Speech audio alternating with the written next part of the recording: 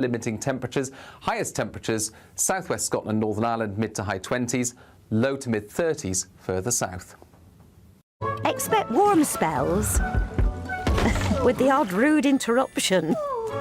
Box Boilers sponsors the weather on GB News.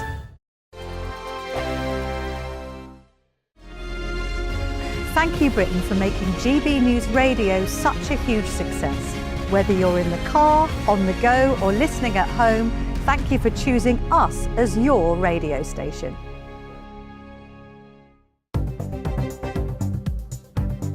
Good morning, this is the latest AI travel news from GBNews.com. The M56 is closed between junctions 3 and 1 in Warrington. A collision is slowing traffic on the M5 northbound in Devon. In Scotland, the M74 northbound is closed at junction 13 due to a road traffic incident. Across Wales, congestion is causing delays on the M4 eastbound off-slip at junction 33 in Capel Llanilturn. And on the trains, there is major disruption at Birmingham New Street, affecting Avanti West Coast and cross-country services. For more travel news, go to gbnews.com. A collision is slowing traffic on the M5 northbound in Devon. Bold. They are under no illusion. Ray. Are you a human trafficker? Boundless. I've had enough of the nonsense, and I'm not afraid to say it. Don't get this on the BBC. Every weeknight, I tear through the headlines. The smell of gasoline. Should we be worried about it? From Westminster madness to cultural war chaos. What I'm going to do now, they are throwing things out the car as we speak. Get ready, Britain. Here we go. Patrick Christie's tonight, weeknights from 9 p.m, only on GB News, Britain's news channel. Join me, Nana Okoye, for an informative, interactive news programme with a difference. It's fun. No, he didn't say that, Dave. I'm so surprised. I think there's an element of truth to that. Join me from 3 p.m. every weekend, only on GB News, Britain's news channel. Some people enjoy lazy Sunday mornings, but not me. What's the truth of the matter? So that's a very live question. Would you support him if he waters down these plans? Before the spin sets in, I'll be getting to the truth. This is personal. No soft questions, no easy answers. It's one thing if the state has rules in this country. It's another thing whether the police and others actually police them. Setting the agenda and holding those in power to account. You can't really blame her if the system is set up this way. You will not want to miss it, trust me.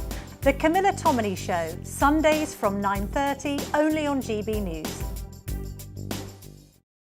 Westminster's full of talk, but out here, it's the real world. Am I allowed to talk then? No, that's it. This is where it matters, real people and real lives.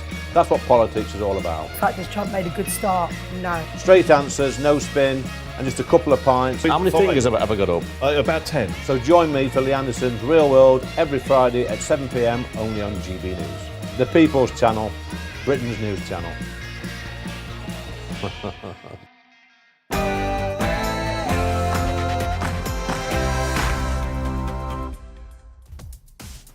Well, it's Friday the 10th of July, just after 9:30, and live across the United Kingdom. This is Britain's Newsroom with Mark White and Olivia Utley. Well, breaking news this morning. Anne Widdecombe, the former MP and MEP, has died at the age of 78. I mean, I think the reason to get me on Strictly was pretty obvious. I mean, I was the most ungainly person on the planet. She became a national treasure, appearing on Strictly Come Dancing after a long career in politics, representing the Tories and, more recently, Reform. How can a nation be sovereign if it cannot immediately replenish the control of its borders as and when necessary? I've just been in to nominate myself to be leader of the Labour Party. The nomination process has opened. Crowned without contest, Andy Burnham is just one nomination away from walking into number 10 unopposed. Pleasure to meet you, Your Majesty. And the Duchess of Sussex will join Prince Harry in the UK with their children, but U-turns on making any public appearance.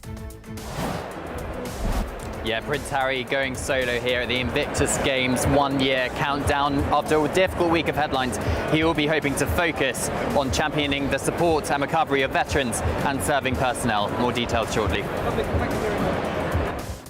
World Cup carnage. A police officer has been injured and 4 people arrested in London as Morocco fans clashed with police after being knocked out of the tournament.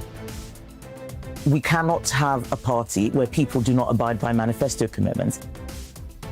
And this time it's the Tories having a reset. Kemi Badenoch will block former MPs returning as candidates if they back net zero or ECHR membership, claiming her party is not a retirement home for failed politicians. From Islamist terrorism, extreme right-wing terrorism, to foreign state interference, to young people who are involved in extremist material online. Well, Islamist extremism remains the UK's biggest threat as Britain faces 800 live terror investigations, with threats from hostile states growing rapidly. And Ferry fever rises from wild card to wonder kid. Arthur Ferry hopes to knock out French Open champion Alexander Zverev in their Wimbledon semi-final today.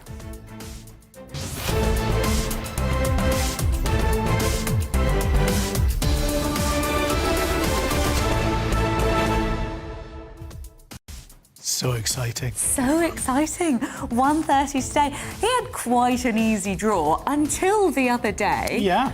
And he did brilliantly, didn't he? Well, yeah, 3 straight sets, basically. You know, he didn't have to go to another 5-setter as he did the previous 2 matches. So that hopefully will ensure he's just a little bit fresher for today's match. But gosh, it's going to be really, really difficult against Zverev. Really, really difficult. I love watching him though. His positivity, his optimism. He really gets the crowd. I mean, they're obviously so on side anyway, but he feeds off the excitement. I love that he grew up 5 minutes from Wimbledon as well. Well, he did, yeah. Of course, French-born, but we claim him. He wants to be representing the UK, Britain, so he's here.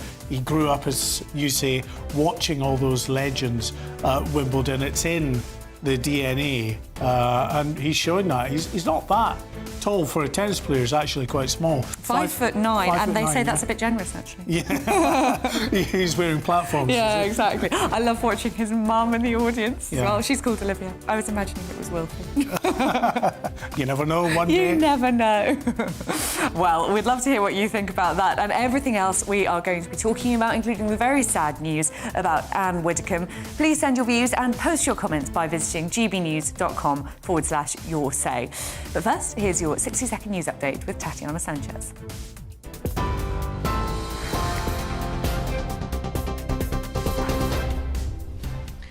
Yes, thank you. The top stories. Anne Widdecombe, the former MP and MEP who also featured on Strictly Come Dancing, has died at the age of 78. Nigel Farage says Anne Widdecombe would disagree behind closed doors with some of Reform UK's policies and direction, but would be an incredibly loyal ally in public, hailing her as an absolute force of nature. British tourists are feared to have been killed in a wildfire in Spain after 4 bodies were found in a burnt-out car. At least 11 people in total have died, 19 are missing. And British wildcard Arthur Ferry continues his fairy tale run when he faces French Open champion Alexander Zverev at Wimbledon today. Ferry, ranked 114th at the start of the tournament, is only the 2nd wildcard to reach the men's semi-finals at Wimbledon and the 5th British man to do so in the Open era. Those are the headlines. More at 10 o'clock. Tune into GB News Radio wherever you are. Online, on DAB digital radio, on TuneIn, on Radio Player, on Nation Player and on your smart speaker. Just say, play GB News.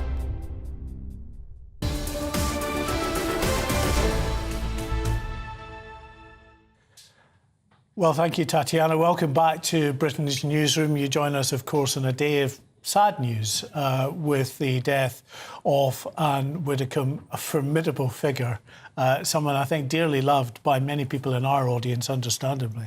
Absolutely, but as Stephen was saying a moment ago, loved by people who didn't necessarily agree with her. Follow her She had politics, such strident, unusual, unfashionable views, really, and yet she still managed to have friends across the whole house when she was a politician and afterwards as well.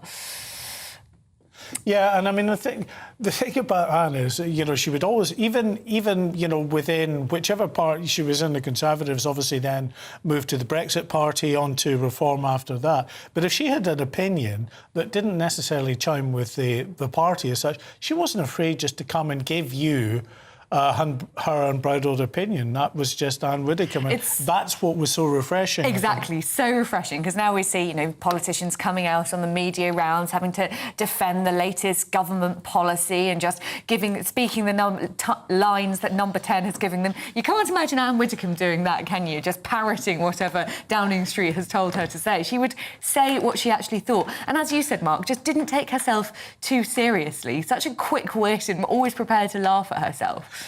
If she was ever to have become Prime Minister and, you know, she was about to move into Downing Street, perhaps unopposed, you can bet your boots we would know exactly what she was thinking, what her plans were. She would make herself available Are you suggesting that might be in contrast with someone else? I see in stark contrast to the man who, it seems, will be taking over in Downing Street in short order. You know, where is he? Why aren't we hearing from this individual who is going to take over the running of our country? I don't want to get away from Anne Widdecombe and get distracted by that. We can talk about that a bit later. But, you know, as I say, Anne Widdecombe, she will always, you know, anytime I called her up to ask for a quote or an interview on issues around criminality, you know, because she was steeped in issues of the criminal justice system, prison reform and the like, she was always there. She was always willing to set time aside. And I like that. There's lots of politicians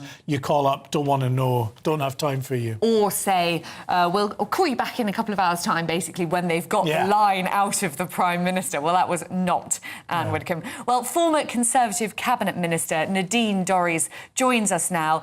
Nadine, you knew Anne Widdecombe very well. Do you think that we will see her like again in Parliament? No, there will never be another Anne. She was formidable. You know, I joined Parliament in 2005 and she quickly became nicknamed by our intake as Auntie Anne because she was a formidable character. You know, her last time she told me off was this time last week.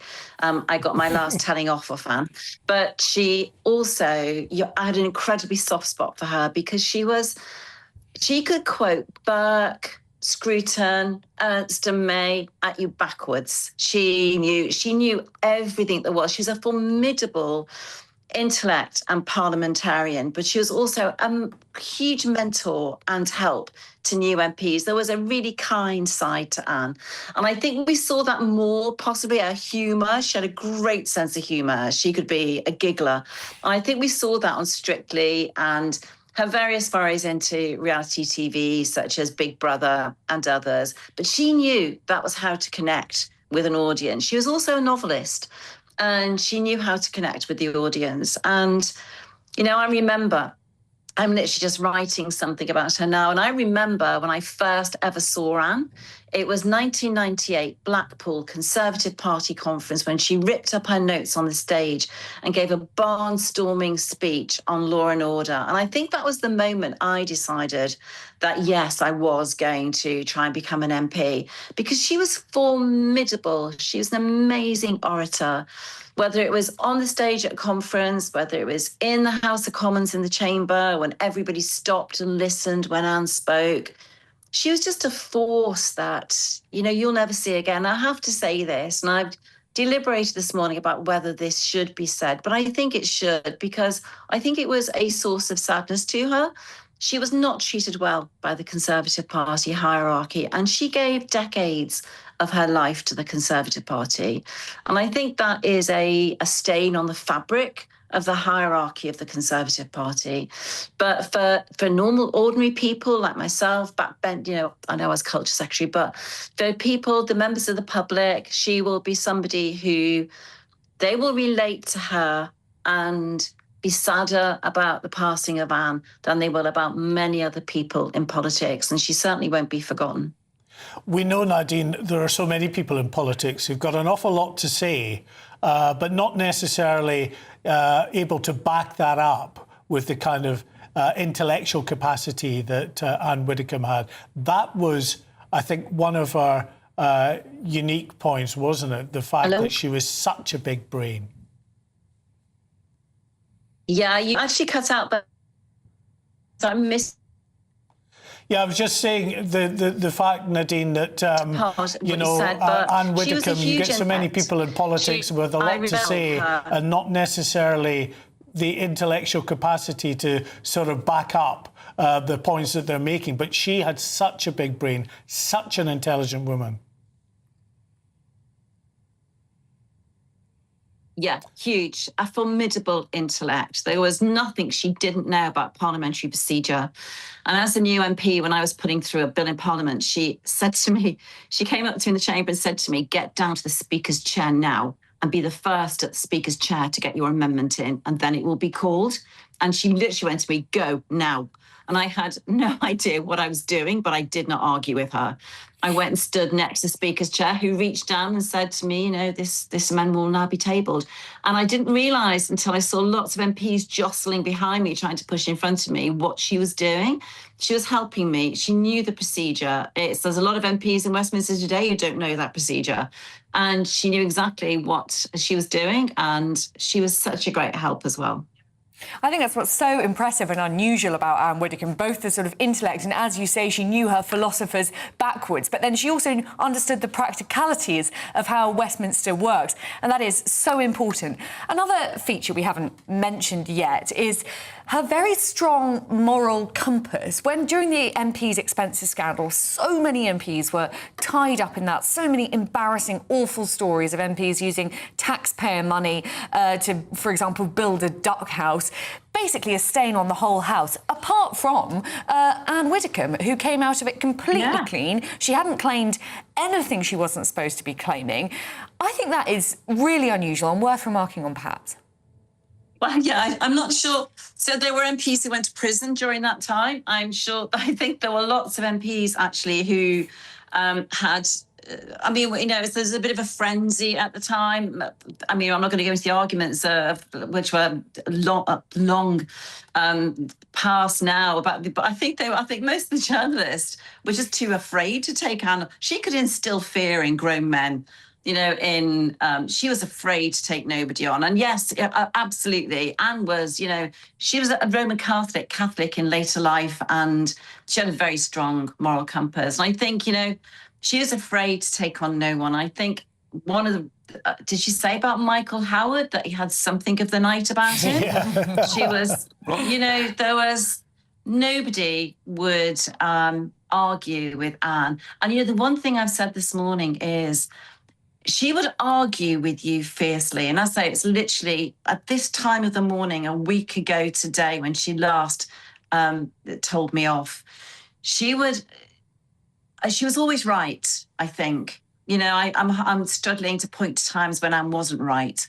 Anne was always right. But if she lost a decision, she would take that loss with good grace and move on. She knew when to stop fighting and to move on and to accept the inevitable. And that's a quality not a lot of people have. People do bear grudges.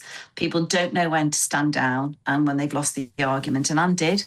And which is interesting as someone who was as incomparably fierce as Anne could be, and who was such a great debater and intellect. She probably knew she was absolutely right and other people were so often wrong, but she still stood down with good grace when she'd lost the decision.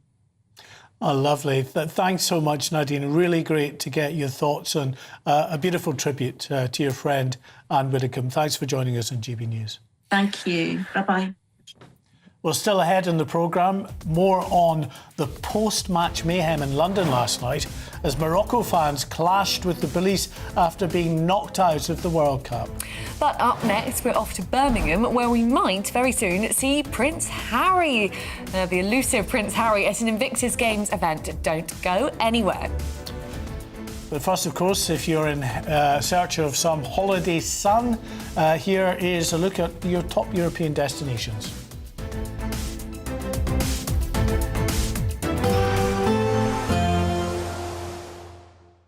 Ready to soak up that holiday sunshine?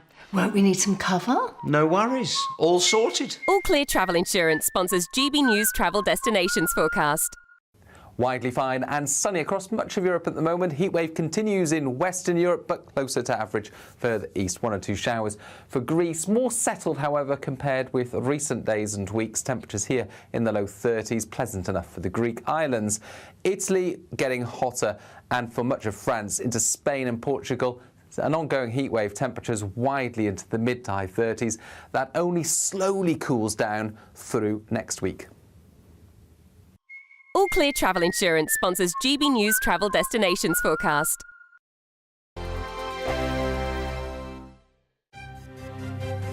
GB News Breakfast, every day from 6 a.m. The completion of the challenge, the Princess of Wales was met by her family, including the Prince of Wales and her 3 children.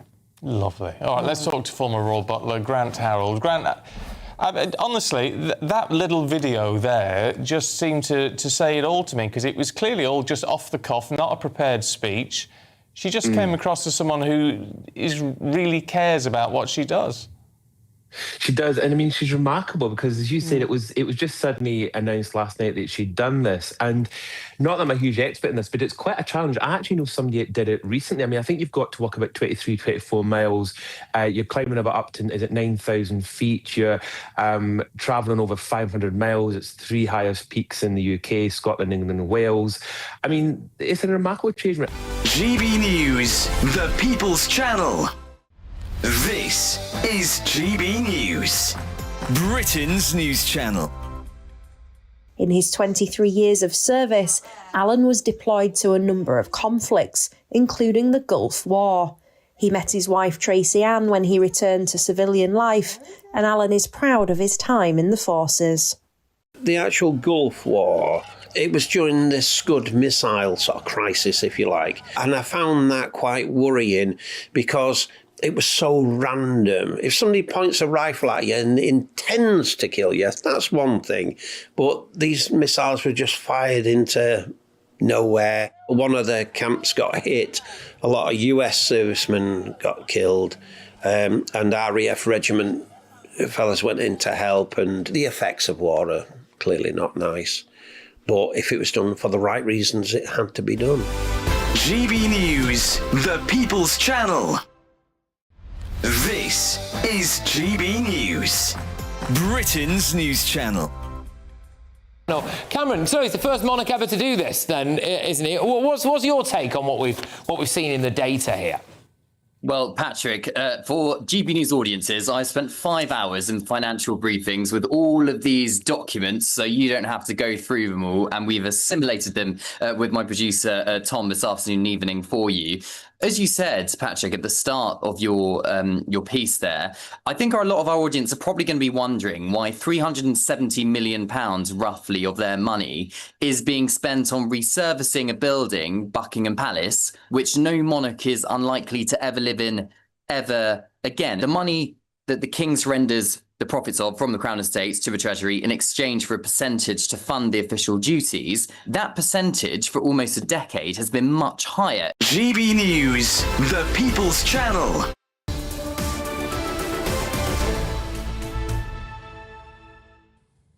Well, welcome back to Britain's Newsroom. It is 10 to 10, and today Prince Harry is at a countdown event for the Invictus Games at the National Exhibition Centre in Birmingham.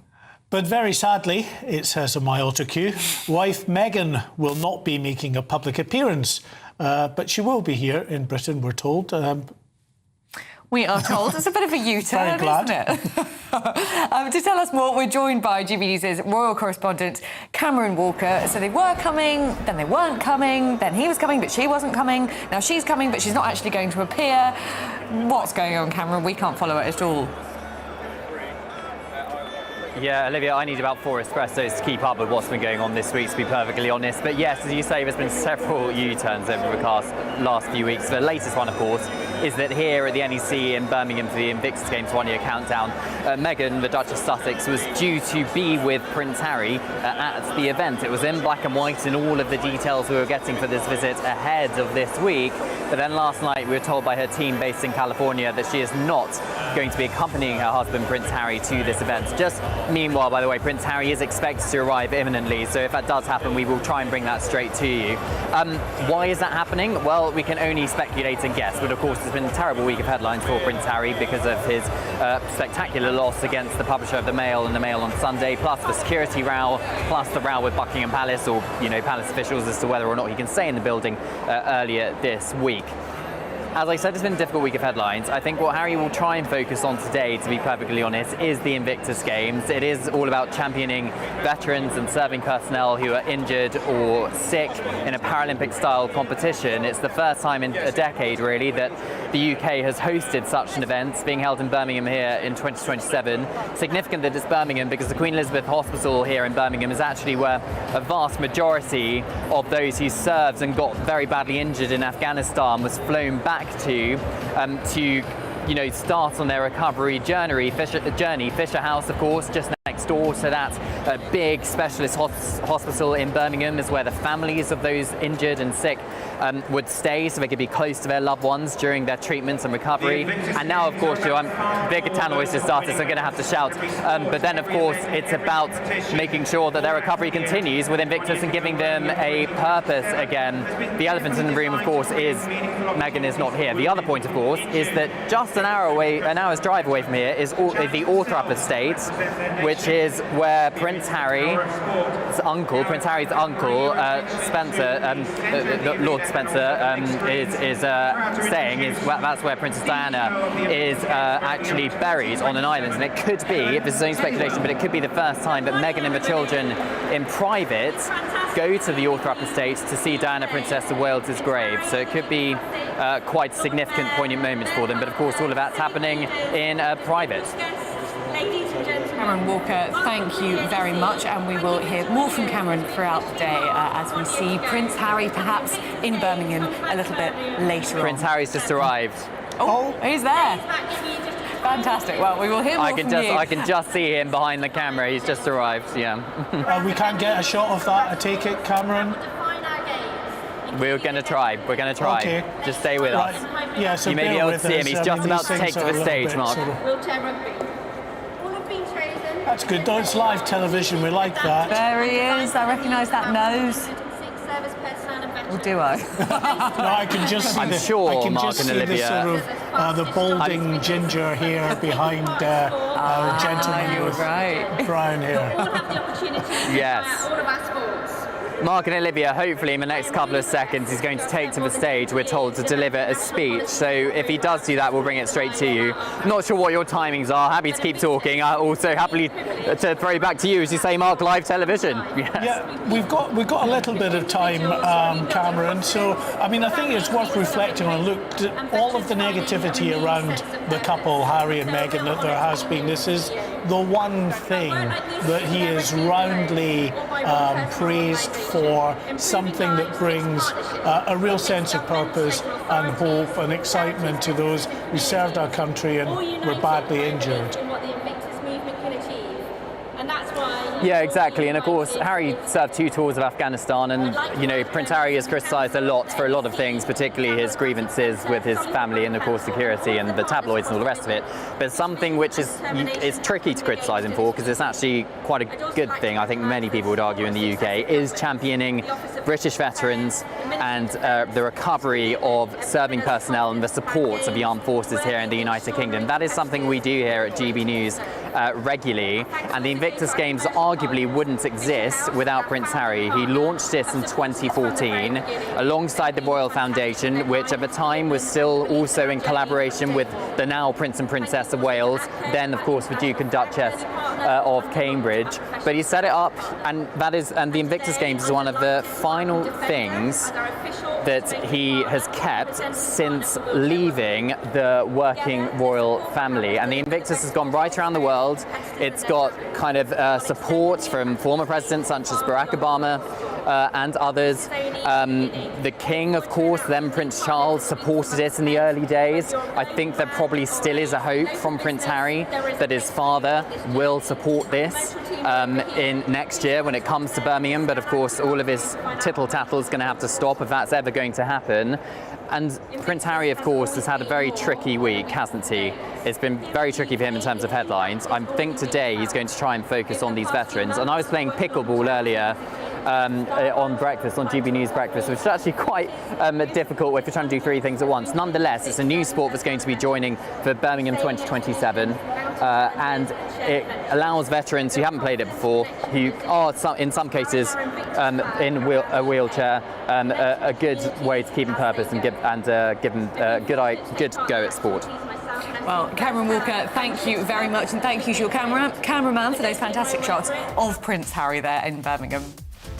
Now, still ahead, the British wonder kid Arthur Ferry is going to be in knockout competition in an hour and a half or so from now. Very exciting. This is Britain's Newsroom, our favourite. Thank you, Britain, for the thousands of you who are becoming friends of GB News each and every week.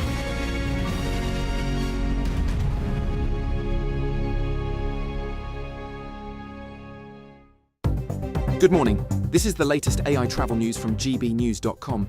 The M56 is closed between junctions 3 and 1 in Warrington.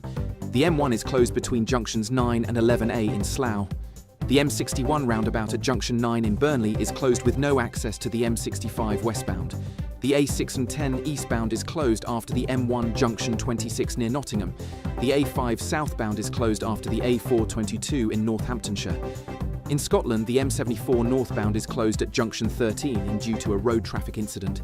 And on the trains, London North Western Railway and West Midlands Railway services face disruption at Birmingham New Street due to industrial action and hot weather. For more travel news, go to gbnews.com. We're celebrating a golden summer with your chance to win a real gold bar. That's right, a fine gold bullion bar worth over £5,000 could be yours. We're also going to make sure your finances are fabulous with £60,000 in tax-free cash. For a chance to win, text GOLD to 63225. One entry costs £2.50 plus one standard network rate message. Or text BONUS to 63225. 5 entries cost £5 plus one standard network rate message. Go to gbnews.com/win. Entry start at £2.50. Call 0903 686 3232. Calls cost £2.50 plus your network access charge. Or post your name and number to GB22 PO Box 8690 Derby DE1 9TT. UK only. Entrance must be 18 or over. Lines close at 4 p.m. on the 21st of August. This is a network giveaway. Entries will be pulled. Please check the closing time if listening or watching on demand. Good luck. At the stroke of midnight, the news doesn't stop, and neither do we. Day in, day out. Forget stuffy late night TV shows. We're giving you a front row ticket to the centre of the political universe. Because breaking news doesn't wait for the morning. And neither do we. Join us for one of the most controversial and volatile times of politics in human history. A very big story. Big story over here. You won't get this anywhere else. The Late Show live at midnight, every night. Only on GB News. From the school run to the home run, watch a new show for all of Britain. He can say whatever he wants. A straight talking show where all voices are heard. And, you know, when are we going to stop talking about smashing the gangs and actually do it? With the stories that matter from every part of our country. There's a bit of a crash landing there for your Chancellor. Bold, fearless and standing up for you. That's me, Martin Daubney, 3 p.m. till 6 p.m. weekdays, here only on GB News. The People's Channel, Britain's news channel.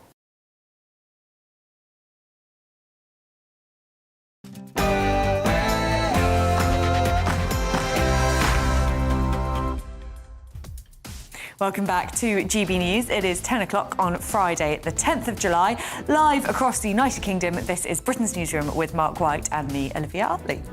Well, breaking news this morning. Anne Widdecombe, the former MP and MEP, has died at the age of 78. I mean, I think the reason to get me on Strictly was pretty obvious. I mean, I was the most ungainly person on the planet. Became a national treasure, appearing on Strictly Come Dancing after a long career in politics, representing first the Tories and more recently Reform UK. Hi! can a nation be sovereign if it cannot immediately replenish the control of its borders as and when necessary? I've just been in to nominate myself to be leader of the Labour Party. The nomination process has opened. Crowned without contest, Andy Burnham is just one nomination away from walking into number 10 unopposed. And Meghan stays hidden. The Duchess of Sussex will join Prince Harry in the UK with their children today, but U-turns on making any public appearance. Prince Harry, who you can see on your screens now if you are watching TV, this is live. He's set to deliver a rip-roaring speech imminently.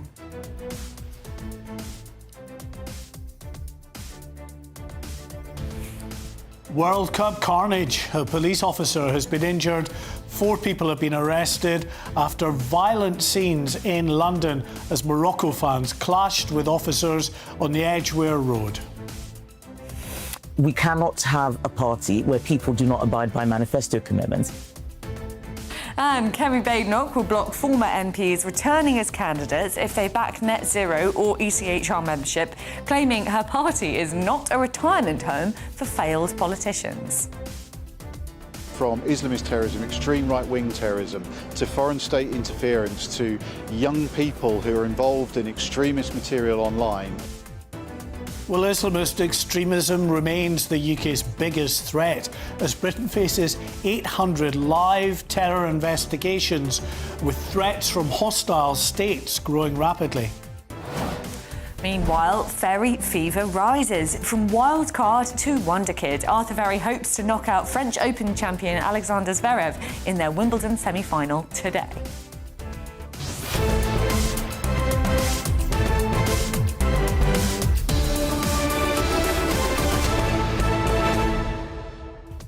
And you saw those scenes in the opening sequence there from the Edgware Road in London, here in West London.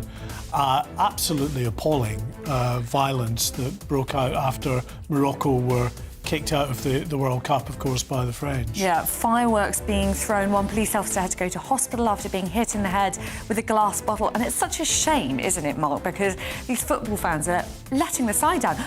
Generally, it's been incredibly impressive how sort of well-behaved England fans have been, both here in the UK and abroad in America, watching these matches live. But these fans on the Edgware Road have let the side down. Yeah, no, absolutely. I mean, the thing is, as well, about, England, as you say, the Americans, the Mexicans, the Canadians have been so very happy with the way that the foreign fans in general have behaved, but particularly England and Scottish fans. Scottish fans, of course, a reputation on the world stage for bringing friendliness and fun and frolics to international competitions. England, they've had their moments over the years. Excuse me. But no, listen, they're playing really well. And even in this country, yes, of course, there have been incidents that have been linked to drinking late at night, people watching the games, but nothing's on a significant scale, and nothing like what we saw playing out in London last night. Really worrying scenes, and I'm sure that going forward, the police will be concerned.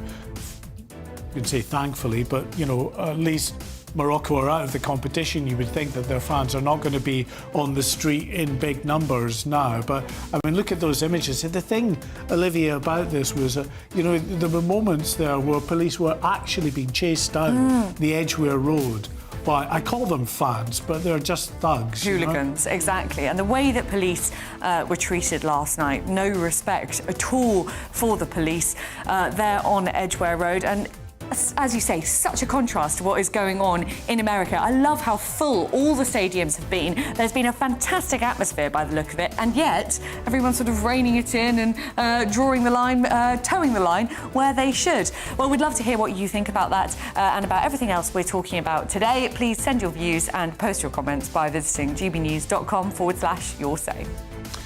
But now, of course, it's time for your news update with Tatiana Sanchez.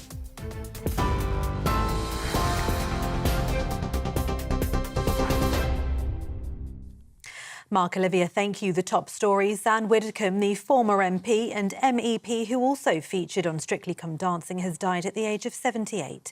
A statement from her management said it's with great sadness that today we announce the death of Anne Widdecombe. Miss Widdecombe was a Conservative MP between 1987 and 2010 for the Kent constituency of Maidstone, later Maidstone and the Weald, and held several ministerial positions in Sir John Major's government. Kemi Badenoch has also paid tribute to what she called the formidable politician. Andy Burnham has taken another step towards becoming the next Labour leader and Prime Minister after the vast majority of Labour MPs nominated him to replace Sir Keir Starmer. Burnham's Labour leadership bid has been backed by 322 Labour MPs as he remains the only declared candidate after nominations began yesterday. It makes him just one short of the 323 needed before it's mathematically impossible for a rival to run against him. Some MPs say they were not able to vote on Thursday but will back Burnham once they're back in Parliament. If no one else enters the contest, as expected, Burnham will be declared Labour leader next week before taking office as Prime Minister on the 20th of July. Health Secretary James Murray spoke to GB News. Look at what happened yesterday. We had over 80% of the parliamentary Labour Party, including myself, nominate Andy to be the next leader of the Labour Party. And I think what that shows is that all of us, who were all elected on the 2024 manifesto, are rallying around Andy as being the right person to take us forward as a party and to take forward the country as Prime Minister. You know, Andy said he's committed to the 2024 manifesto, and the fact that we're all rallying around him as a parliamentary Labour Party shows that his direction is one that we all feel is the right one for the country to go in. Those are the latest GB News headlines. More in half an hour. You can now watch GB News live across the United States of America and the world on Truth Plus. Scan the QR code to find out more or visit gbnews.com/truth.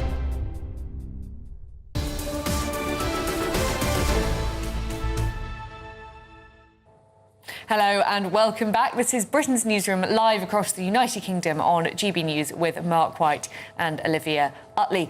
Well, let's cross back to Birmingham now and speak to GB News royal correspondent Cameron Walker, who I think is still able to see Prince Harry. He's just... Oh, there he is. He's playing pickleball. Cameron, tell us more. He is. The BBC have Wimbledon and we've got Invictus and pickleball with Prince Harry as well, by the looks of it. Yeah, he's about 3 metres away from me. Joining Team GB, Harry?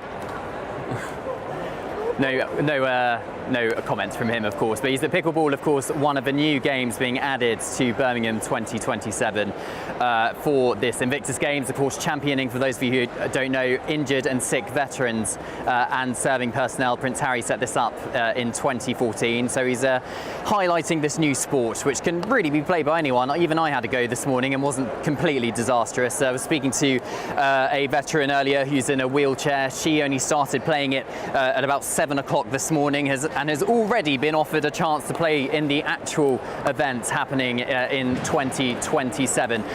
There's, I think, about 12 sports being played during 2027. Oh, almost. I have no idea what the score is, of course, but Prince Harry seems to be doing okay there.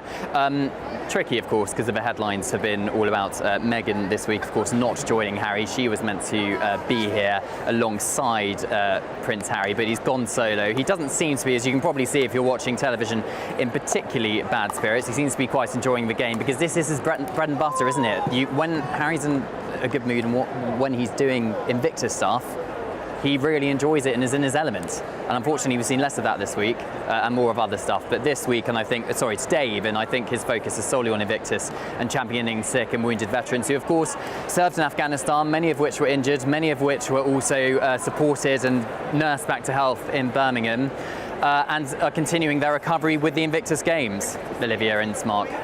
Cameron, can we expect to hear anything? I know today he's going to be concentrating on Invictus, but over the course of Harry's visit to the UK, can we expect to hear anything about some of those headlines that you were talking about, either his defeat in the courts against the Mail on Sunday, or that ongoing battle with the King, the to and fro about whether he was going to stay at Buckingham Palace? Joining Team GB, Do you think he will Harry? make a public comment? Do you know, I don't think he will. He's certainly not going to be making a public comment on the stage. He is expected to, I think, be delivering a speech shortly. He's being hurried along, I think, to go and do his speech on stage, but I think that will all be about Invictus. Whether he chooses to speak to the media about what's happened this week with Buckingham Palace and security, and indeed his loss against the Mail and Mail on Sunday, well, that remains to be seen. I suspect it won't be today, though, because I don't think he's going to want to overshadow from pickleball, whether he's good at pickleball enough to play Team GB, let's see, or indeed the Invictus Games in general, but let's wait and see.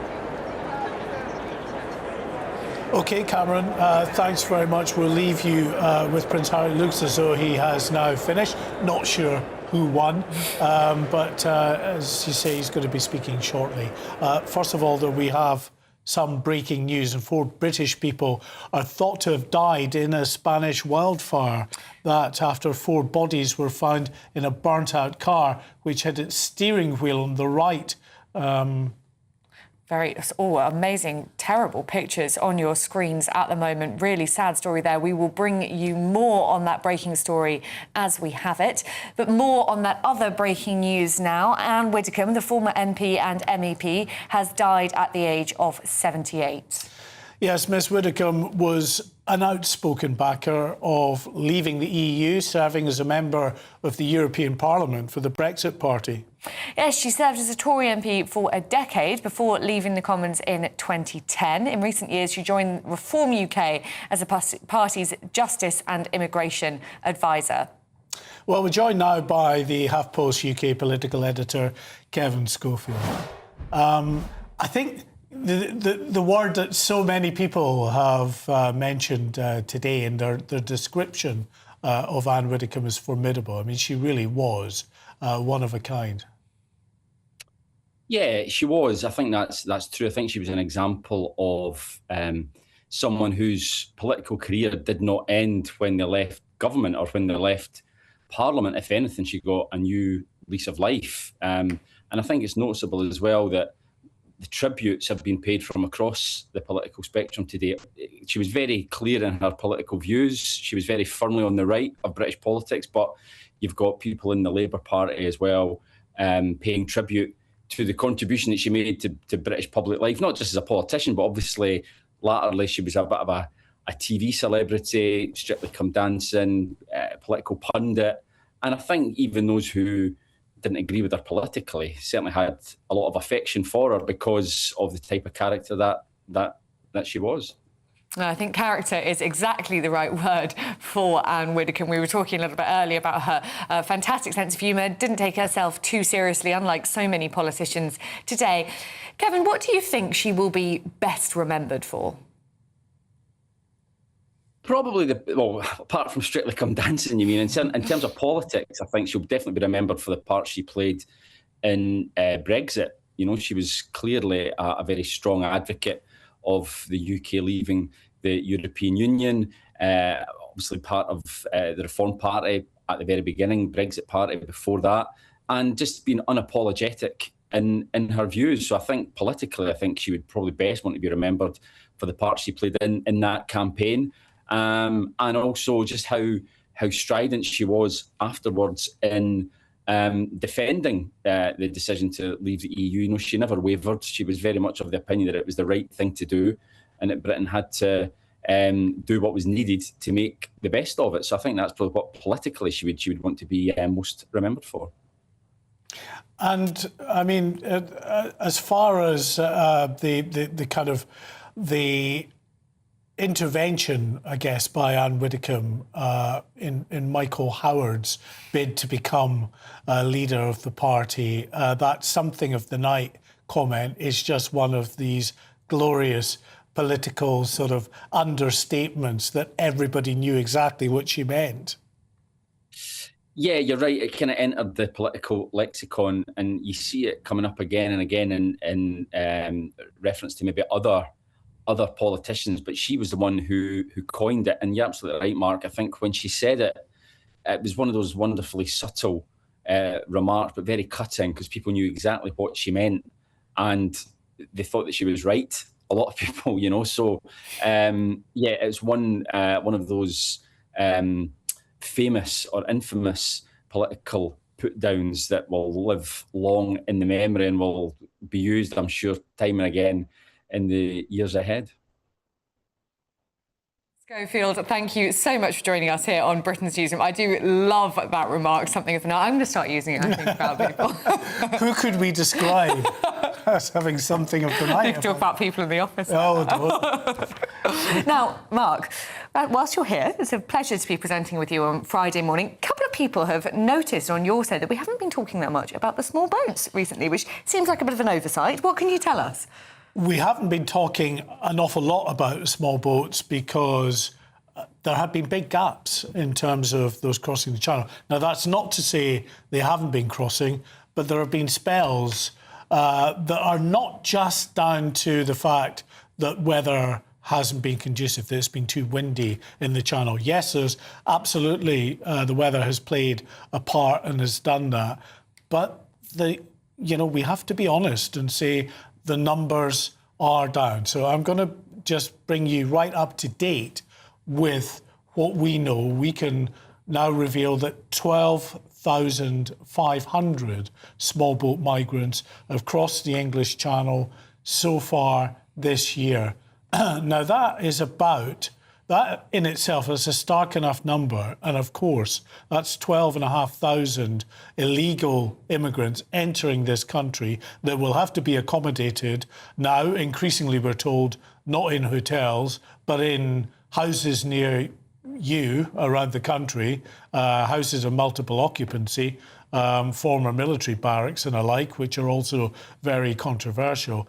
But the numbers are down on last year. Now, last year, just to sort of caveat it again, last year was an exceptional year. 41,000 crossed the English Channel. That was the second highest on record. So not surprising if we don't get that level again crossing this year, but actually to be about 40-odd% down on the figure from last year at this point. So, Mark, are you saying, we've often heard from you on this channel saying that the only thing that actually stops small boat migrants, none of the politicians' policies actually work, the only thing that stops them is the weather.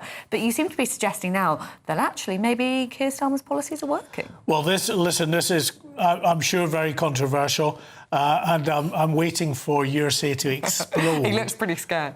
But, listen, I think there is part of me would absolutely accept that some of this smash the gangs policy is having an effect. Now, in terms of the overall effect, will it make that much difference when we get to the end of the year? I think we've already got a hefty total, 12,500. But it is absolutely true that there are hundreds more police now along the coast of France. I've been over there just recently. We've seen it. From Dunkirk right down. It's forcing, in fact, the people smugglers to set off as they did again last night. We've had 500 who have crossed just in the last 2.5 days. That is a big number, but the conditions are absolutely, you can see there, they're flat calm. On previous years when you've had flat calm days, 1,000 odd have crossed in a single day. So there's no doubt that people smugglers are being pushed further away down the coast, down as far as Dieppe, which is 100 miles further south than the traditional beaches around Dunkirk and Calais, or indeed they're going up to Belgium. And look at that picture. For those that are watching on television, for those listening on radio, I'll explain it to you. You're seeing an oil tanker on the horizon there, but it's like a mill pond. It's absolutely flat calm. And I think a big part of the reason is perhaps a disruption from the authorities in going after some of the boat supplies, but also the fact that the people smugglers are having to go greater distances. But in the round, you might be disagreeing with the fact that Smash the Gangs is working, and maybe you're right to, because actually at the end of the day, what is, you put police on the beach and you disrupt. What are you doing if you're disrupting or stopping them crossing? You're only disrupting and stopping them crossing for that moment in time. They go back to the dunes the dunes, or they go back to the camps and they meet up with another smuggling gang and they come another day or, a few weeks later or whenever. So let's see how we are actually a good bit later in the year once the summer is out of the way. Well, exactly, Mark. And I suppose the risk is that as the people smugglers get more adept at changing the routes, changing the way they go about their business, because, of course, it is a business, then we might see those numbers start to creep up as they get more adept at going to Belgium. But fingers crossed, we should stick with the optimism. At the moment, boat numbers are I think just down. finally, one thing absolutely to say on that, to your point, one thing we know about these criminal gangs, it's a very lucrative business, runs into the billions. It's a global business of people smuggling, akin to the smuggling of drugs around the world as well. We know it's so lucrative that these criminal gangs adapt and overcome eventually. So while, there might be a downtick at the moment, it doesn't mean that's going to last. They're so nimble and always so many steps ahead of the government. But it is time now for the Great British Giveaway in Better News and your chance to enjoy a golden year with a real gold bar worth over £5,000 and £60,000 in cash. And remember, it's totally tax-free, and so you get to keep every penny, which is a very nice change. Here's all the details you need for a chance to make it yours.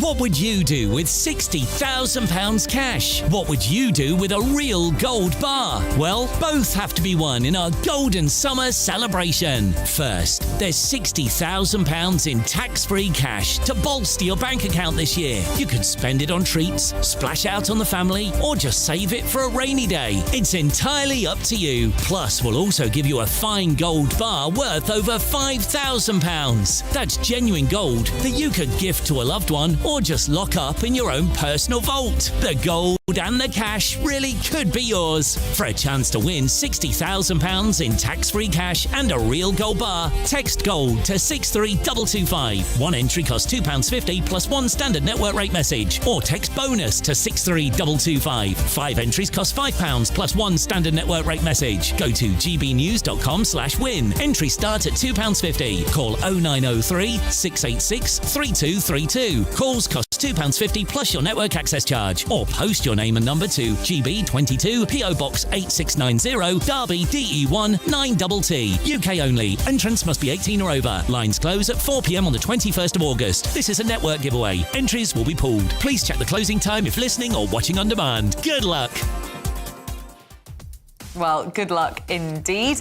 Up next, Andy Burnham is just one nomination away from walking into number 10 completely unopposed. I think we can safely say that's exactly what he is going to do. How do you feel about it? Are you optimistic, or do you think it's going to be an unmitigated disaster? We'll be going through all of that and much more with Annunciata Rees-Mogg and Jonathan Litz. This is Britain's Newsroom on GB News. Do you trust what you're being told? Good, because neither do I. Those are just facts. I'm Alex Armstrong, and on my show, we'll expose the spin. Well, I want to answer that, because you didn't let me last time, because you always speak over me. The broken promises. To deny that is denying the truth. And the hypocrisy. Needs to stop. You think we can allow? Politics, policy, parliament.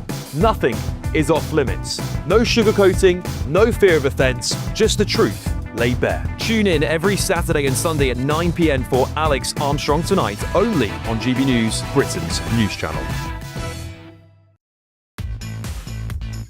5 hosts, 5 opinions, 5 fearless debates, 5 unfiltered takes on the day's news. 5 reasons not to be anywhere else on Saturday night. This is the Saturday 5. You got me. You got me good there. Britain's biggest Saturday night TV show. It's not a bad brand. Yeah. Uncensored. Very, very racy tonight on the unpredictable. What did she say? Can you translate it for us? And always entertaining. And how can a country go from being led by William Wallace Saturday nights from 6 p.m. only on GB News, the People's Channel. Britain's news channel. You're going to want to stay tuned, trust me. Join me, Nana Akwe, for an informative, interactive news programme with a difference. It's fun. No, he didn't say that, though. I'm so surprised. I think there's an element of truth to that. Join me from 3 p.m. every weekend, only on GB News, Britain's news channel. Hi, I'm Michelle Dewberry, and my show is your opportunity to cut through all the noise and dive in headfirst to some robust debates. Ideas clash. Situation, isn't it? No, because the failure is you're deliberately avoiding my point. Nothing's held back, And if you think this is the end of it, wait for more. and we do not shy away from the difficult stuff. Sometimes I want to shake people and say, if only you understood. So join me on Dubes & Co. weeknights at 6 p.m, only on GB News, Britain's news channel.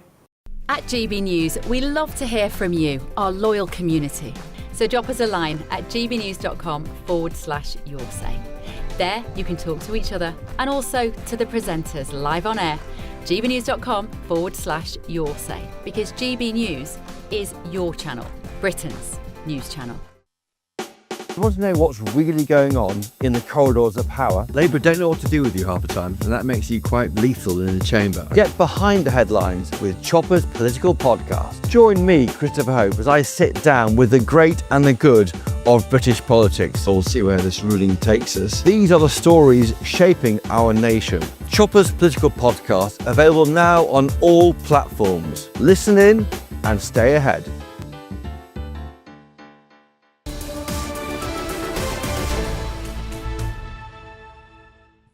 Well, it's just gone 26 minutes past 10. Welcome back to Britain's Newsroom with Mark White and Olivia Utley. Yes, and we are delighted to be joined this morning by Jonathan Liz and Annunziata Rees-Mogg, who are in the studio. Thank you so much for coming in today. We've had a very news-heavy morning with sad news about Anne Widdecombe, and what we haven't managed to talk about yet is Andy Burnham, who is very much on the march. I think I can see what you're going to say about this story from your face, Annunziata.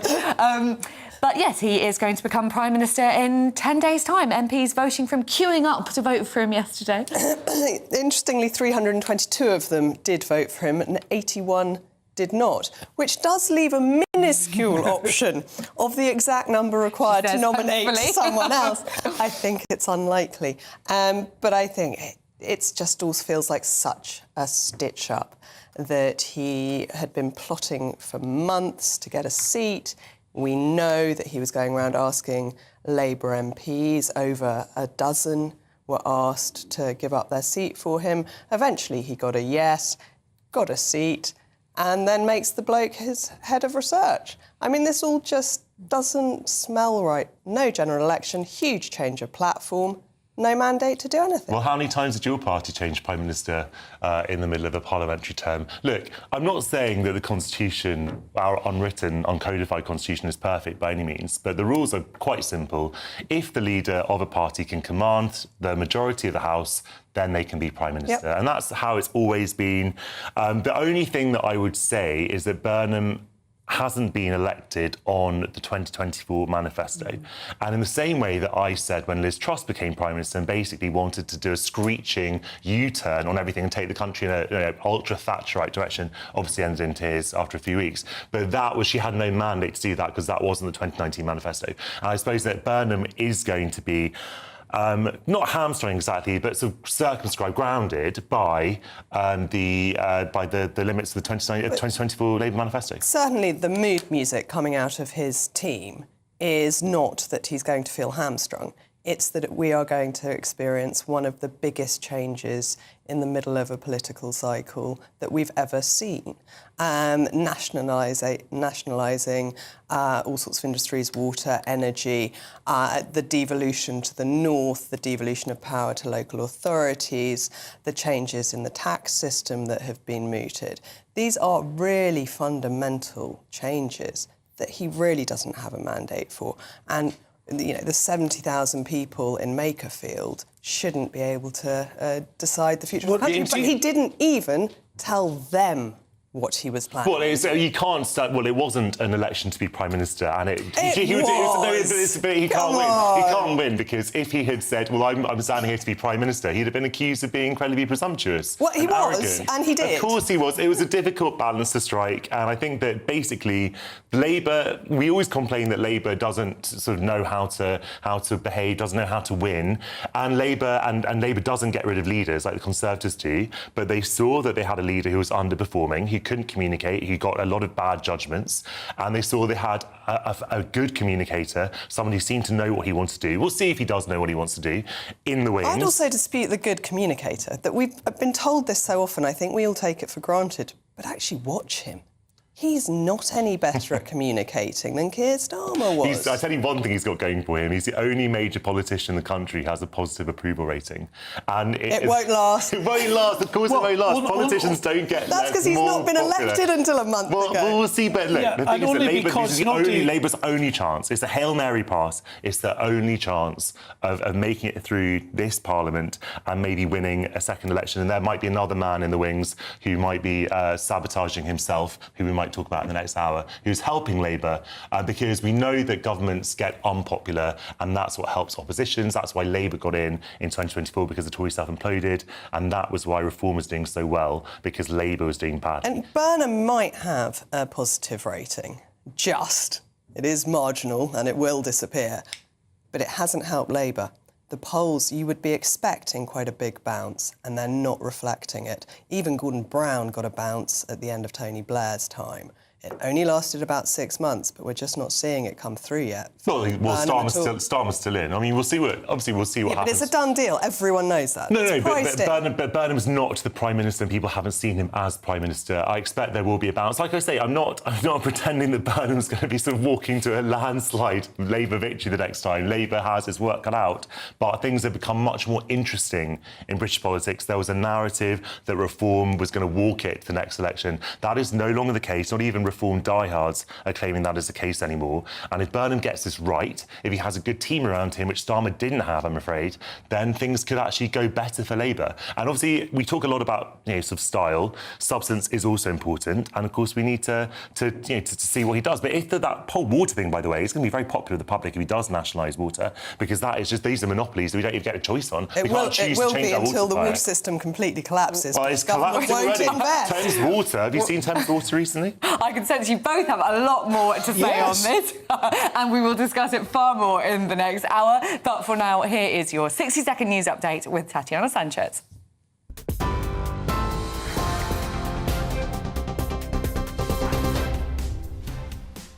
Olivia, thank you. The top stories. Anne Widdecombe, the former MP and MEP who also featured on Strictly Come Dancing, has died aged 78. Nigel Farage has said she's an incredibly loyal ally in public, hailing her as an absolute force of nature. Elsewhere, British tourists are feared to have been killed in a wildfire in Spain after 4 bodies were found in a burnt-out car. At least 11 people in total have died, 19 are missing. And British wildcard Arthur Ferry continues his fairy tale run when he faces French Open champion Alexander Zverev at Wimbledon today. Ferry, ranked 114th at the start of the tournament, is only the second wildcard to reach the men's semi-finals at Wimbledon and the 5th British man to do so in the Open era. Those are the latest headlines. More at 11 o'clock. Tune in to GB News Radio wherever you are. Online, on DAB Digital Radio, on TuneIn, on Radio Player, on Nation Player and on your smart speaker. Just say, play GB News.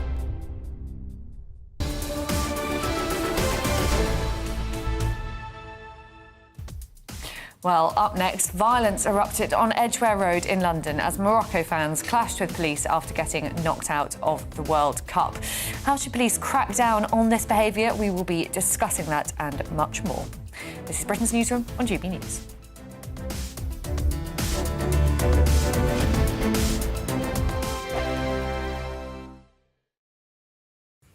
Hello, very good morning to you. Welcome to the latest update from the Met Office for GB News.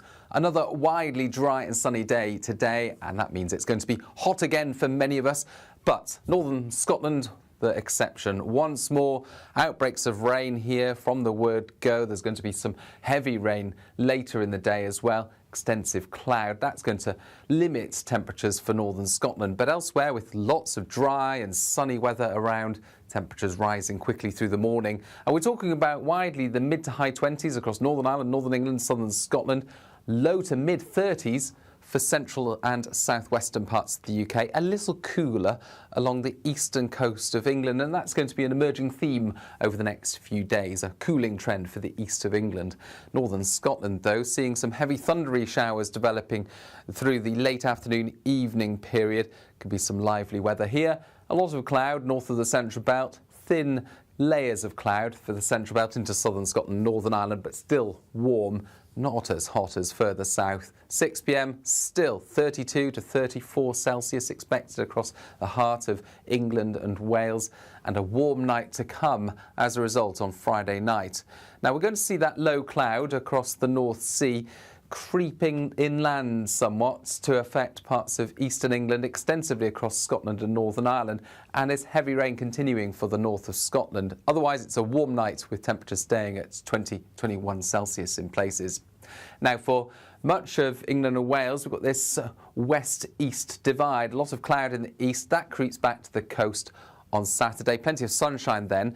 Thundery rain across the northeast of Scotland fizzles away but pushes into southeastern Scotland, northern England. A lot of cloud here, limiting temperatures.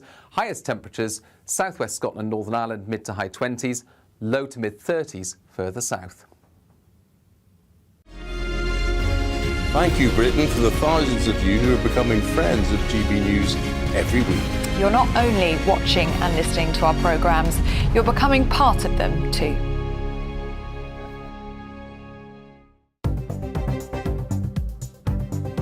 Good morning, this is the latest AI travel news from GBnews.com. The M1 between junctions 9 and 11A in Slough is closed. The M61 roundabout at junction 9 in Burnley is closed with no access to the M65 westbound. The A5 southbound is closed after the A422 in Northamptonshire. In Scotland, the M74 northbound is closed between junctions 13 and 11 due to a road traffic incident, with delays expected. And on the trains, London North Western Railway and West Midlands Railway services face disruption from industrial action and hot weather at Birmingham New Street. For more travel news, go to gbnews.com.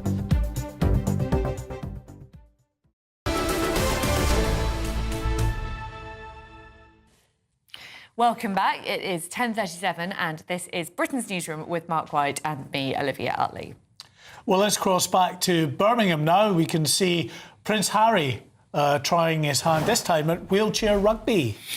I do think, I mean, Cameron's right, isn't he, when he says that Prince Harry is in his element when he's championing the Invictus Games. He's had a very torrid week in the headlines, and you've got to wonder why he doesn't spend a bit more time doing this and a bit less time suing newspapers and arguing with his dad. Yeah, listen, there's no doubt, you know, this is a man, he's got bags of personality when he's allowed to just be himself and to show it off. When he gets into the poor me, the victim, Harry, that comes up and tells us how badly he's been treated, this very privileged individual, I think people have got a lot less sympathy for him. And then when you bring Meghan into the conversation as well, even less sympathy for him. But you're right, this is him in his element. The Invictus Games, I think, you know, I've not heard anyone that has a bad word to say about games that are giving a sense of purpose to those that have been injured serving our country and indeed the nation's armed forces right around the world. Well, absolutely. He looks like he's rather good. If you're watching on your TVs now, you can see a good bit of possession there from Harry. I could be a football commentator. Sure, he probably played rugby at school. He would have done. He probably did. As you say, I mean, he does have his mother's natural charm, doesn't he? And he's such a personality. And actually, he was so loved as a child and a teenager growing up. And obviously the country felt so incredibly sympathetic for what happened to Diana. And when you look back to his wedding, I mean, that was a fairy tale day, wasn't it? The whole country was behind him and his new wife. Yeah, I mean, he's an extrovert when it comes to things like this, dealing with. He's a people person. He deals very well with people and in crowds and alike. More of this, less of the whinging, and maybe he could sort of put back up the popularity stakes. Well, exactly. And Cameron Walker is in a very privileged position, watching courtside. Cameron, what's the atmosphere like on the ground? Oh, absolutely, I would say electric, actually, Olivia and Mark. Yeah, Prince Harry, I mean, it's not every day that he's in a wheelchair, is he? But he seems to be getting very much into it. It's getting quite aggressive, this wheelchair rugby. I perhaps think that the Team GB lot have a lot more practice than Harry has. He's just quickly jumped in. But yes, this of course is what it's all about, isn't it? Is supporting veterans, championing serving personnel as well, and giving them a purpose again. And of course, the Invictus, the word Invictus means unconquered, and that's exactly what these people are. Serving tours of Afghanistan, getting injured, coming to Birmingham specifically for very specialist treatment at the Queen Elizabeth Hospital in central Birmingham. The family, of course, staying at Fisher House, not far away. And this helps them with their recovery, a kind of Paralympic-style competition. And Olivia, I heard you comment earlier about, it's kind of such a shame, isn't it, that he does less of this stuff and more this week specifically of the complaining. Prince Harry, couldn't quite see what was going on there, but there was a big cheer. But yeah, he's doing more of this stuff now today, but of course most of this week it has unfortunately been complaining about the trial against Associated Newspapers and indeed about security and Buckingham Palace. But I think the British public do respect Prince Harry when he's doing this kind of stuff. As you say, Mark, he has a big personality. When he's doing what 10 years ago would have been what he was doing as a working royal. So perhaps he will continue to do more of this and less complaining. But I think it shows perhaps the two sides of Prince Harry. Him playing with Team GB, wheelchair rugby, in the NEC in Birmingham for the Invictus Games 1-year countdown. Well, absolutely, Cameron, and it is a refreshing sight to see Prince Harry smiling, actually. Yeah, absolutely. Listen, I just want to be reflective of everything here. And many of you and your views who are getting in touch probably don't share some of the thoughts that we've been espousing just in the last few minutes. Quite a lot of them really quite unforgiving of Harry. Patricia Balshaw has said, "Oh, shut up," with the praise of Harry. Suddenly, all's forgiven for his treacherous books and interviews. What a load of sycophants you're becoming. Yeah, well, I'm very sorry, Patricia, for that. I think it's a balanced view. We are having a go at him for all his complaining, but I suppose a bit of credit where it's due, perhaps. I did say he's a whinger, you know. We've all said he's a whinger, Patricia, but perhaps you have a point there. Cameron Walker, thank you very much for joining us, and we'll see more of Cameron throughout the day. Now, moving on, a police officer has been hospitalised after being hit in the head by a glass bottle during riots carried out by Morocco fans last night. Yes, riot police were deployed to Edgware Road in London following Morocco's 2-0 defeat to France yesterday, which resulted in crowds of Moroccan fans flooding the streets, blocking traffic, setting off fireworks and throwing debris at officers.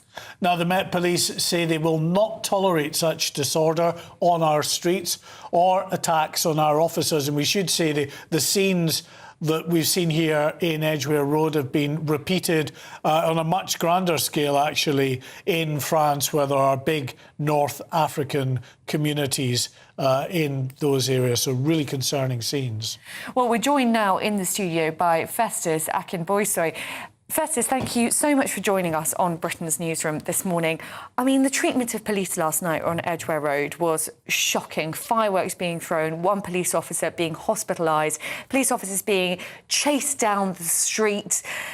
How do you think the police can avoid another episode of this when respect seems to have just evaporated? You know, just last night, I joined hundreds of other police officers and police leaders here in London, recognising the bravery, the courage and the professionalism of police officers in England and Wales at the Police Bravery Awards. And I was presenting an award to police officers, you know, for showing a remarkable level of courage in dealing with things that most people run away from.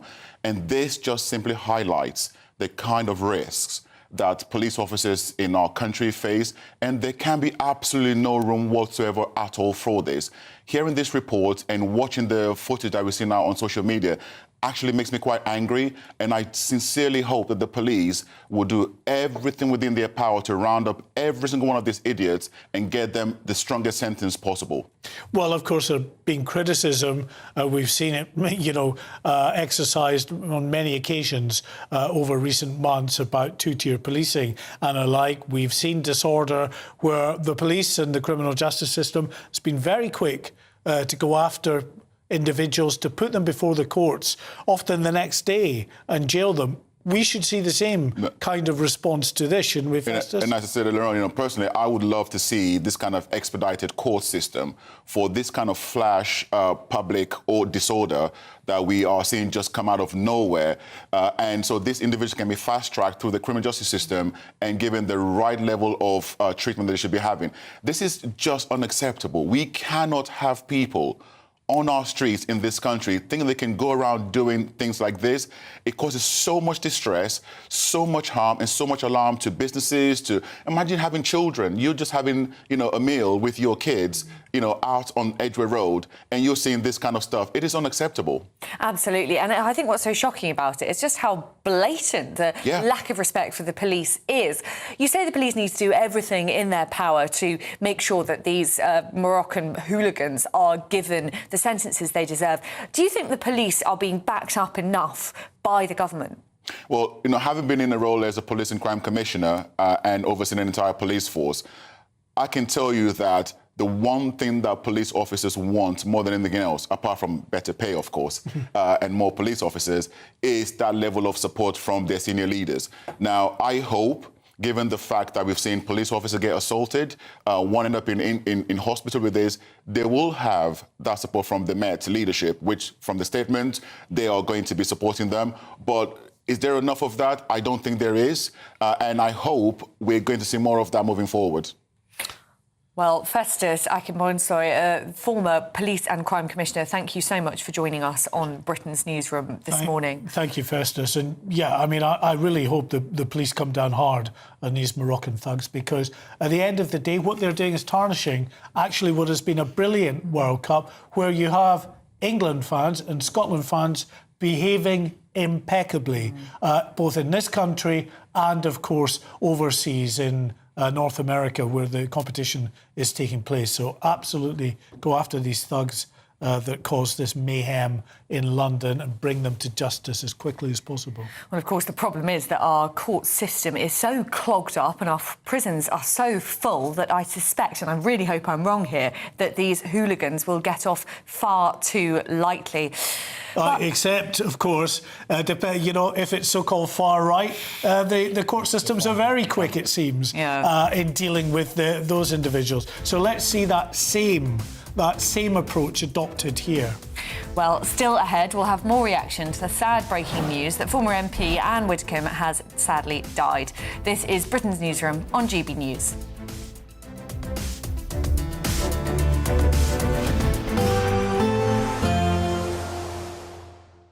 I forecast a perfect holiday in the sun. Weather looking good then? For sure, and no worries about our travel insurance. All Clear Travel Insurance sponsors GB News travel destinations forecast. Widely fine and sunny across much of Europe at the moment. Heatwave continues in Western Europe, but closer to average further east. 1 or 2 showers for Greece. More settled, however, compared with recent days and weeks. Temperatures here in the low 30s, pleasant enough for the Greek islands. Italy getting hotter, and for much of France into Spain and Portugal, an ongoing heatwave, temperatures widely into the mid to high 30s. That only slowly cools down through next week. All Clear Travel Insurance sponsors GB News travel destinations forecast. This is GB News, Britain's news channel. The police not moving right now, but I have to say the England Hotel is around 500 yards away, so they will hear this. Let's see if we can try and speak to someone. English? Yes, sir. Are you part of this group? Sorry, we're taking one over the radio. Yo, viva Mexico! He's from Argentina. He's from Argentina. Where are these guys from, this band? I don't know. Maybe fans, I don't know. Do you think it's fair of them to do this to England players? No, Thank you. GB News, the People's Channel.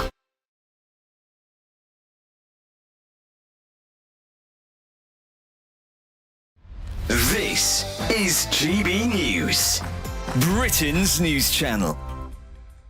She's a Russian blue. What makes Denka such a good pet?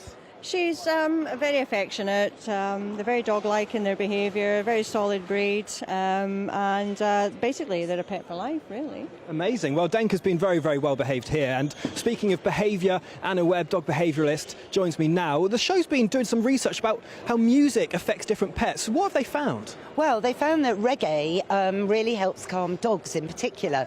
And charities like Battersea have been playing reggae in their kennels for ages, and scientists have proven that it does reduce their cortisol levels because of the 4x4 rhythm of reggae and the beats per minute that goes from 70 to 120 beats per minute. It covers all shapes and sizes of dogs, from large ones at 70 to small ones have a faster heartbeat at 120. GB News, the People's Channel.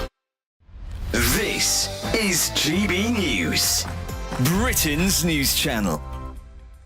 Americans have been absolutely delighting in the sun, and they have been enjoying their birthday. They're very, very patriotic. I've listened to all the comments about Trump's speeches, etc., on the British media. No sign of it here.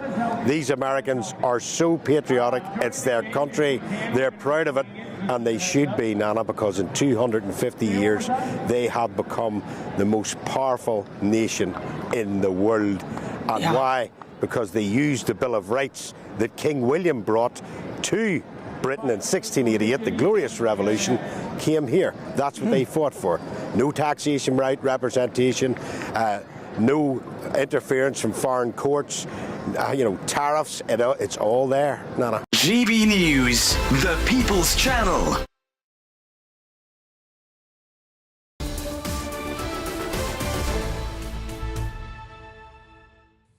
Welcome back to Britain's Newsroom and GB News. Now, the Duchess of Sussex will travel to the UK this week with her two children to reunite with her husband, Prince Harry. But she's U-turned on making public appearances. Well, joining us now is royal historian Alexander Larman. We can't really keep up here. Alexander, she seems to be flitting. Is she going to be here? Is she not going to be here? Is she going to talk? Is she not going to talk? Seems to me sometimes as though it's just a bit of a plea for as much attention as possible from the media. What do you think? Good morning. Well, I mean, like you, I follow the adventures of the Duchess of Sussex with a mixture of incredulity and increasing disbelief. I think this is all a PR stunt. I think that there was never any intention that she was ever actually going to do any public appearances, because the thing is, I don't think it's going to be much of a surprise to your viewers, but Meghan Markle is not very popular in this country. And I think that the chances of her coming to an event and being heckled, I mean, people don't like her very much, and the chances of somebody saying something unpleasant in a big, scary voice is probably quite high. So I think this has all been planned, and also the fact that her husband has had this absolutely devastating defeat in the High Court this week for his case against Associated Newspapers has meant that all of this visit of his has been massively overshadowed, because nobody's talking about Invictus, nobody's talking about any of that. They're all talking about this £50 million bill that he might well be left with in a few weeks. So I think that what we can say is they would have guessed they were more likely than not to lose on most, if not all, of the things in the High Court. So I don't think there was ever any serious belief that she was going to come and do any public events. And I think that anyone who laps up what they're being fed by Camp Sussex, I think should be a bit less credulous about these things. Well, I have to say, Alexander, without piling on her even more, if she doesn't make an appearance, I'll be happy. And I think that probably I speak for the vast majority of our audience. Yes, I mean, I think that I can't imagine many GB News people are crying at the moment about the prospect that they might not see Meghan, although you can bet your bottom dollar there'll be some carefully staged photographs of them visiting Diana's grave and things like that. But what I think this week was very interesting for, and I think it's the Harry judgment that's the most interesting thing about this week, is that they have overstretched themselves. There have been too many court cases. There has been too much publicity, too much exposure. And people don't want to deal with it anymore because people are sick of the Sussexes. They're sick of all the briefings. They're sick of all the Alex, I'm really cases. sorry. This is great discussion, but we're just getting to the end of the hour, so we're going to have to leave it there. Hopefully we'll hear from you soon again on Prince Harry's visit. But still ahead, from wildcard to wonder kid, Arthur Ferry will soon be battling for a place in the Wimbledon final. Come on, Arthur. This is Britain's Newsroom, Britain's favourite morning news show on GB News.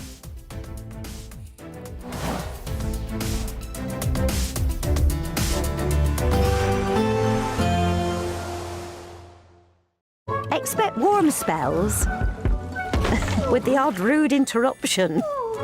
Box Boiler sponsors the weather on GB News. Hello, very good morning to you. Welcome to the latest update from the Met Office for GB News. Another widely dry and sunny day today, and that means it's going to be hot again for many of us. But northern Scotland, the exception. Once more, outbreaks of rain here from the word go. There's going to be some heavy rain later in the day as well. Extensive cloud. That's going to limit temperatures for northern Scotland. But elsewhere, with lots of dry and sunny weather around, temperatures rising quickly through the morning. And we're talking about widely the mid to high 20s across Northern Ireland, Northern England, southern Scotland, low to mid 30s for central and southwestern parts of the UK, a little cooler along the eastern coast of England, and that's going to be an emerging theme over the next few days, a cooling trend for the east of England. Northern Scotland, though, seeing some heavy thundery showers developing through the late afternoon evening period. Could be some lively weather here. A lot of cloud north of the central belt, thin layers of cloud for the central belt into southern Scotland, Northern Ireland, but still warm, not as hot as further south. 6 p.m, still 32 to 34 Celsius expected across the heart of England and Wales, and a warm night to come as a result on Friday night. Now we're going to see that low cloud across the North Sea creeping inland somewhat to affect parts of eastern England, extensively across Scotland and Northern Ireland, and it's heavy rain continuing for the north of Scotland. Otherwise, it's a warm night with temperatures staying at 20-21 Celsius in places. Now, for much of England and Wales, we've got this west-east divide. A lot of cloud in the east. That creeps back to the coast on Saturday. Plenty of sunshine then. Thundery rain across the northeast of Scotland fizzles away but pushes into southeastern Scotland, northern England. A lot of cloud here limiting temperatures. Highest temperatures southwest Scotland, Northern Ireland, mid to high 20s, low to mid 30s further south. Expect warm spells with the odd rude interruption. Box Boiler sponsors the weather on GB News. What would you do with £60,000 cash? What would you do with a real gold bar? Well, both have to be won in our Golden Summer celebration. First, there's £60,000 in tax-free cash to bolster your bank account this year. Plus, we'll also give you a fine gold bar worth over £5,000. For a chance to win, text GOLD to 63225. One entry costs £2.50 plus one standard network rate message. Or text BONUS to 63225. 5 entries cost £5 plus one standard network rate message. Go to gbnews.com/win. Entry starts at £2.50. Call 0903 686 3232. Calls cost £2.50 plus your network access charge. Or post your name and number to GB22 PO Box 8690 Derby DE1 9TT. UK only. Entrance must be 18 or over. Lines close at 4 p.m. on the 21st of August. This is a network giveaway. Entries will be pulled. Please check the closing time if listening or watching on demand. Some people enjoy lazy Sunday mornings, but not me. What's the truth of the matter? So that's a very live question. Would you support him if he waters down these plans? Before the spin sets in, I'll be getting to the truth. This is personal. No soft questions, no easy answers. It's one thing if the state has rules in this country. It's another thing whether the police and others actually police them. Setting the agenda and holding those in power to account. You can't really blame her if the system is set up this way. You will not want to miss it, trust me. The Camilla Tominey Show, Sundays from 9:30, only on GB News. Bold. They are under no illusion. Ray. Are you a human trafficker? Boundless. I've had enough of the nonsense, and I'm not afraid to say it. Don't get us on the BBC. Every weeknight, I tear through the headlines. The smell of gasoline. Should we be worried about it? From Westminster madness to cultural war chaos. What we're going to do now is they are throwing things out the car as we speak. Get ready, Britain. Here we go. Patrick Christie tonight, weeknights from 9 p.m, only on GB News, Britain's news channel. As soon as it hits 11 and the headlines come in, the Late Edition brings you the breaking news from all the front pages. Because the news is going to happen. So get a head start today. Patrick Christie's tonight, Late Edition. Alex Armstrong tonight, Late Edition. From 11 o'clock every night. Only on GB News, the People's Channel, Britain's news channel. I've been in Westminster for a long time.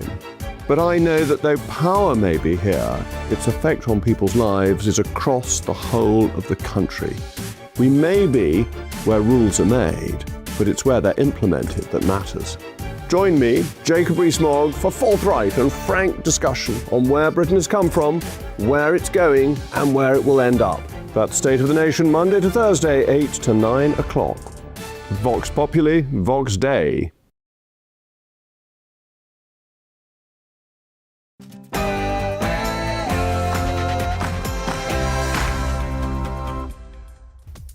Well, it's 11 o'clock on Friday, the 10th of July. Live across the United Kingdom, this is Britain's Newsroom with Mark White and Olivia Utley. Well, in breaking news this morning, Anne Widdecombe, the former MP and MEP, has died at the age of 78. I mean, I think the reason to get me on Strictly was pretty obvious. I mean, I was the most ungainly person on the planet. She became a national treasure, appearing on Strictly Come Dancing after a long career in politics, representing the Tories and, more recently, Reform UK. How can a nation be sovereign if it cannot immediately replenish the control of its borders as and when necessary? I've just been in to nominate myself to be leader of the Labour Party. The nomination process has opened. Crowned without contest. Well, Andy Burnham is just one nomination away from walking straight into number 10, completely unopposed. And the Duchess of Sussex will join Prince Harry in the UK with their children today, but U-turns on making a public appearance. Well, Prince Harry's had a busy morning playing pickleball and wheelchair rugby, of course, championing veterans after a very difficult week of headlines. Some more details on that very shortly. Breaking news now, and 4 British nationals are thought to have died in Spanish wildfires sweeping the country. Yes, more on that as we get it. But World Cup carnage. A police officer has been injured and 4 people were arrested in London as Morocco fans clashed with police after being knocked out of the tournament. We cannot have a party where people do not abide by manifesto commitments. Tory Reset Kemi Badenoch will block former MPs returning as candidates if they back net zero or ECHR membership, claiming her party is not a retirement home for failed politicians. And Ferry fever rises. From wildcard to wonderkid, Arthur Ferry hopes to make it to the Wimbledon final today. Well, the last time a Wimbledon wildcard made it to the semi-finals, Arthur Ferry wasn't even born. Today, though, he hopes his home advantage will help him to secure a spot in the final.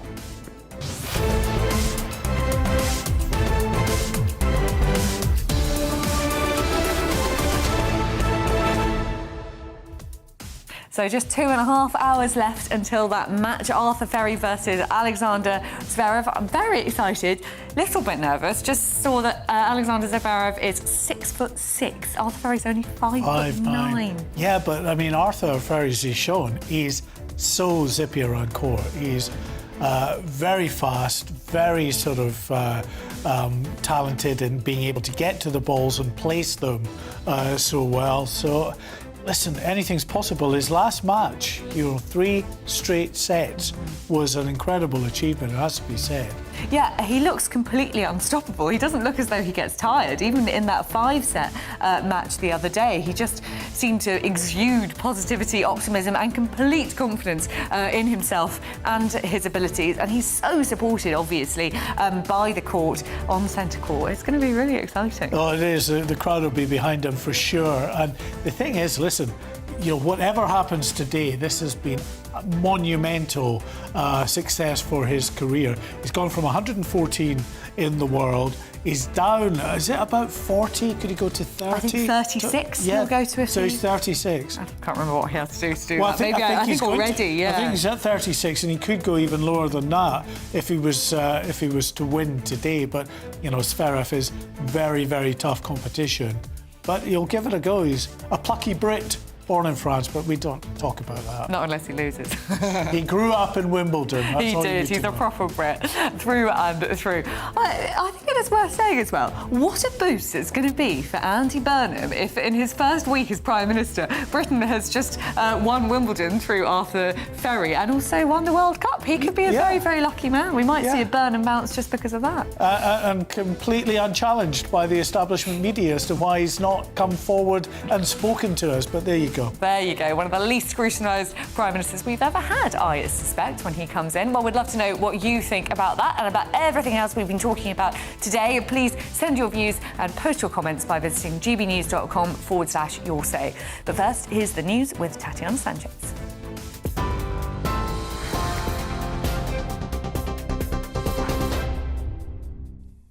Thank you very much. The top stories. Anne Widdecombe, the former MP and MEP who also featured on Strictly Come Dancing, has died at the age of 78. A statement from her management said it's with great sadness today that we announce the death of Anne Widdecombe. Miss Widdecombe was a Conservative MP between 1987 and 2010 for the Kent constituency of Maidstone, later Maidstone and the Weald, and held several ministerial positions in Sir John Major's government. Kemi Badenoch paid tribute to what she described as the formidable politician. Andy Burnham has taken another step towards becoming the next Labour leader and Prime Minister after the vast majority of Labour MPs nominated him to replace Sir Keir Starmer. Burnham's Labour leadership bid has been backed by 322 Labour MPs as he remains the only declared candidate after nominations began on Thursday. It makes him just one short of the 323 needed before it's mathematically impossible for a rival to run against him. Some MPs say they were not able to vote on Thursday but will back Burnham once they're back in Parliament. If no one else enters the contest as expected, Burnham will be declared Labour leader next week before taking office as Prime Minister on the 20th of July. Health Secretary James Murray spoke to GB News. Look at what happened yesterday. We had over 80% of the parliamentary Labour Party, including myself, nominate Andy to be the next leader of the Labour Party. And I think what that shows is that all of us, who were all elected on the 2024 manifesto, are rallying around Andy as being the right person to take us forward as a party and to take forward the country as Prime Minister. You know, Andy said he's committed to the 2024 manifesto, and the fact that we're all rallying around him as a parliamentary Labour Party shows that his direction is one that we all feel is the right one for the country to go in.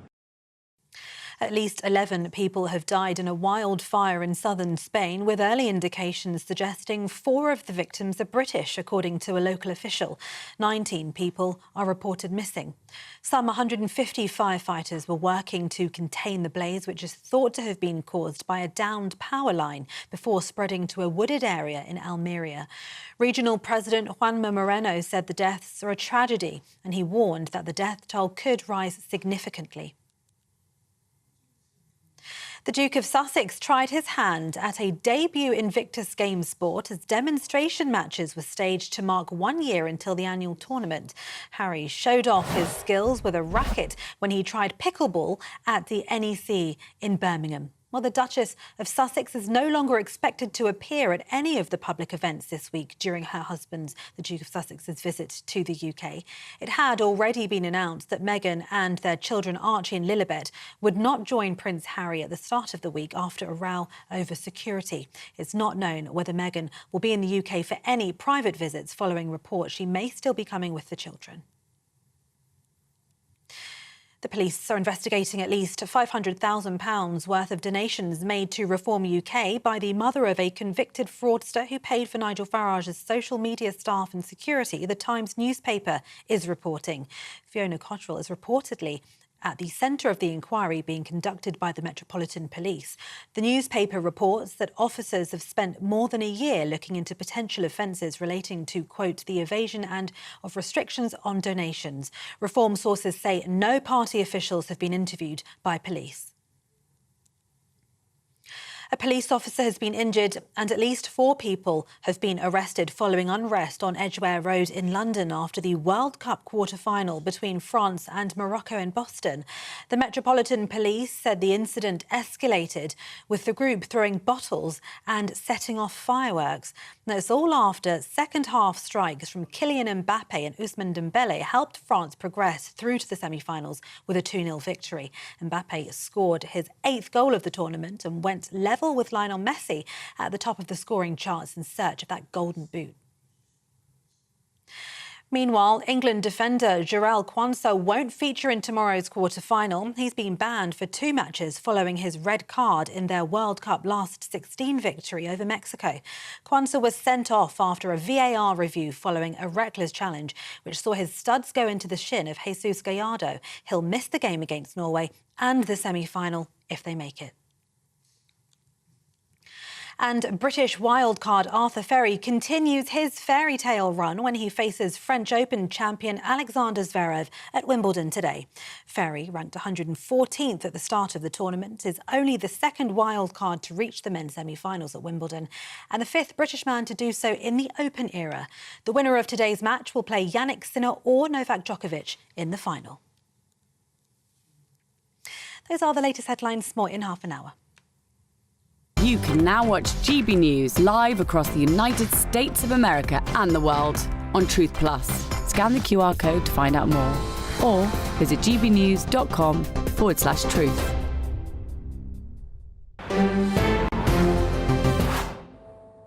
Well, breaking news now, and the date of the Clacton-on-Sea by-election has officially been announced, and it will be on August the 13th.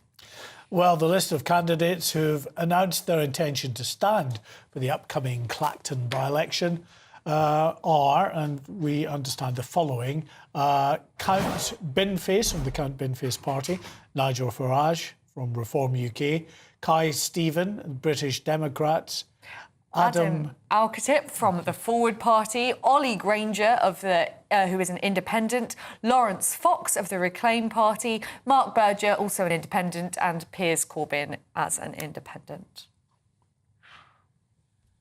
Well, staying with politics and sad news, of course, about the death of Anne Widdecombe, the former MP and MEP who has died at the age of 78. Yes, Ms Widdecombe was an outspoken backer of leaving the EU, serving as a member of the European Parliament for the Brexit Party. She served as a Tory MP for a decade before leaving the Commons in 2010. In recent years, she joined Reform UK as the party's Justice and Immigration Advisor. And we are joined now by the former spokesman for Reform UK, Gawain Towler. Gawain, you must have known Anne Widdecombe very, very well. So many people we've spoken to this morning say we'll never see her like again in Parliament. What do you think she'll best be remembered for? Oh, I think her forthright way. The country as a large, she was prepared to take positions she believed in strongly and held them whether fashion went her way or not. And I think that is something admirable in a modern world where people bend to the whim of the public just because they think it makes them popular. And that sort of resolute stand is something that I think people can admire. But personally, what I've heard a lot of heard about this, that and the other this morning from various people, but I'd like to sort of major on her sheer human kindness. Back in 2019, we're charging around the country. I was single father with my 12-year-old son. And I arrived at an venue in Fleetwood. No, not in Fleetwood, on the Fylde coast. We got there about 4 hours early. And my 12-year-old son, and I had to work, and he was, poor blighter was stuck behind me. And we went into the green room, and there was Anne. And she just hauled him over. He was, oh my goodness, she's from Strictly Come Dancing.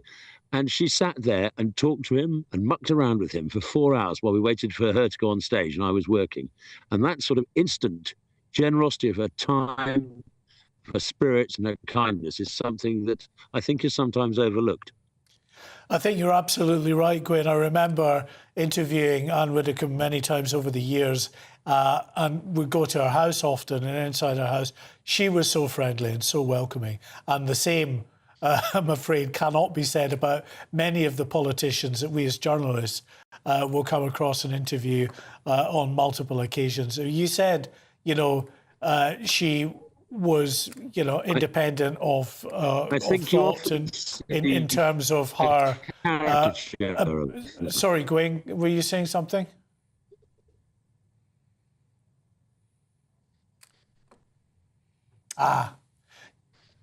Yeah, I think we've got a bit of a dodgy connection to Gwen. I think he's maybe out in the park somewhere, enjoying the sunshine. There's a fantastic tribute here on Your Say from Anthony Ewan, who says, I used to talk to Anne a lot. She got in my taxi.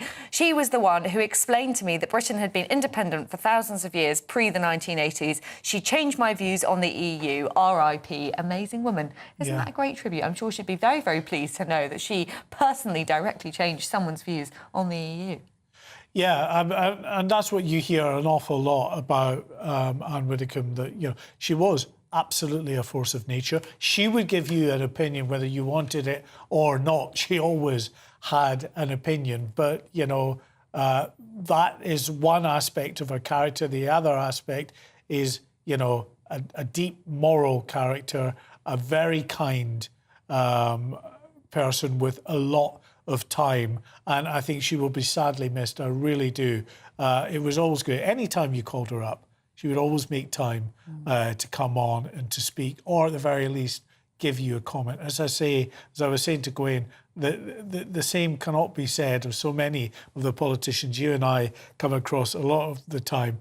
Many nice politicians, but lots that aren't that...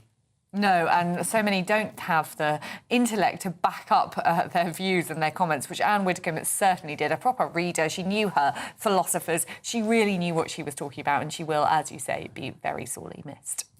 Now, moving on to the big match that everyone is talking about. Not, of course, the Saturday match with Norway in the World Cup, but today at 1:30, where British wildcard Arthur Ferry has made it to the semi-finals at Wimbledon, and he'll be fighting for a place in the final this afternoon. Yes, Ferry is the first British wildcard to reach the semis at a Grand Slam in the Open era, and joins Andy Murray, Tim Henman, Cameron Norrie and Roger Taylor. So he's only the fifth Brit to make it to the semi-final since 1970. Yeah, well, we're joined, to talk about this amazing wonder kid by our own wonder kid, Will Godley, in the Wimbledon queue. Will, take it away. I've got a microphone rather than a racket, but yeah, I am here where the queue is for Wimbledon. There's a big sign behind me saying welcome to Wimbledon. And this morning there were some 2,000 or so fans queuing up, and it's fair to say excited was an understatement. Many of them saying we've not had an excitement, a British talent like this since Andy Murray. Of course, the last time there was a Brit in a semi-final was Cameron Norrie back in 2022. Many people incredibly excited, who I was speaking to earlier on, that Arthur Ferry is playing today in the semi-final, but they are not making it easy for him. He is playing the second seed, world number 2, Alexander Zverev, and so it's all fingers and toes crossed for Arthur today, but he's already done incredibly well. It's only the second time ever a wild card in Wimbledon has made it to the semi-final. The last time it happened was actually before Arthur Ferry was even born. It happened in 2001. He was born in 2002, and now 23 years on, he is here in the semi-finals, and wishing him well after his 3 straight sets victory in the quarter-finals. Among them, Sir Keir Starmer and Kate Middleton, wishing him well today, as was the people I spoke to here in the queue earlier on. I'm sure he'll do brilliantly, yeah. I'm really excited to see him today. Do you reckon he can go all the way? Yeah, absolutely. Why not? Yeah.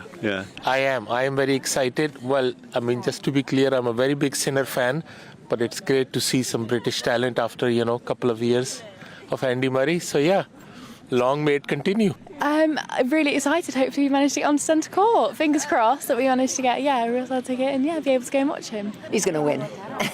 He's going to win. How excited are you to see him play? Very excited. I'm looking forward to seeing Djokovic and Sinner as well. So Arthur Ferry on centre court at 1:30 today, playing world number 2, Alexander Zverev. But Ferry is hoping for that home advantage. Of course, he grew up in Wimbledon. This is somewhere he is very familiar with and calls home. So he'll be relying on that home advantage as he takes to the court in just a couple of hours' time. And speaking ahead of the match, he said, "I'm ready for it. I have nothing to lose. I'm just going to go out there and just put my game on the court. Do what I've done, believe in myself, we'll see where that takes me." Well, if he does make the final, of course we hope he does, he'll be playing on his 24th birthday. So what a birthday celebration that would be, playing in the final of Wimbledon. Who will he face? Well, it's either Sinner or Djokovic. Their semi-final is on here in Wimbledon later on this afternoon as well. But Ferry has already won the hearts of many in the UK, and also he has done wonders for his bank account as well. His prize money is already standing at £900,000. That will no doubt go up if he does even better today, and his world ranking will also go down. He started this competition 114th in the world. He's now at least 36th. He's the best Brit, and his ranking could go even better if he wins today on centre court.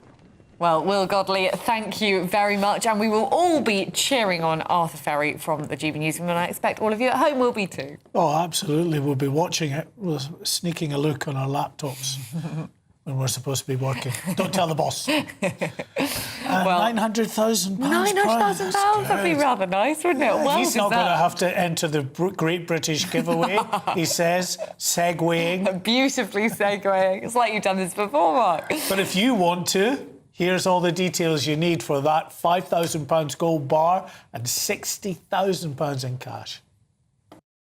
What would you do with £60,000 cash? What would you do with a real gold bar? Well, both have to be won in our Golden Summer celebration. First, there's £60,000 in tax-free cash to bolster your bank account this year. You could spend it on treats, splash out on the family, or just save it for a rainy day. It's entirely up to you. Plus, we'll also give you a fine gold bar worth over £5,000. That's genuine gold that you could gift to a loved one or just lock up in your own personal vault. The gold and the cash really could be yours. For a chance to win £60,000 in tax-free cash and a real gold bar, text GOLD to 63225. One entry costs £2.50 plus one standard network rate message, or text BONUS to 63225. 5 entries cost £5 plus one standard network rate message. Go to gbnews.com/win. Entries start at £2.50. Call 0903 686 3232. Calls cost £2.50 plus your network access charge, or post your name and number to GB22 PO Box 8690 Derby DE1 9TT. UK only. Entrance must be 18 or over. Lines close at 4 p.m. on the 21st of August. This is a network giveaway. Entries will be pooled. Please check the closing time if listening or watching on demand. Good luck.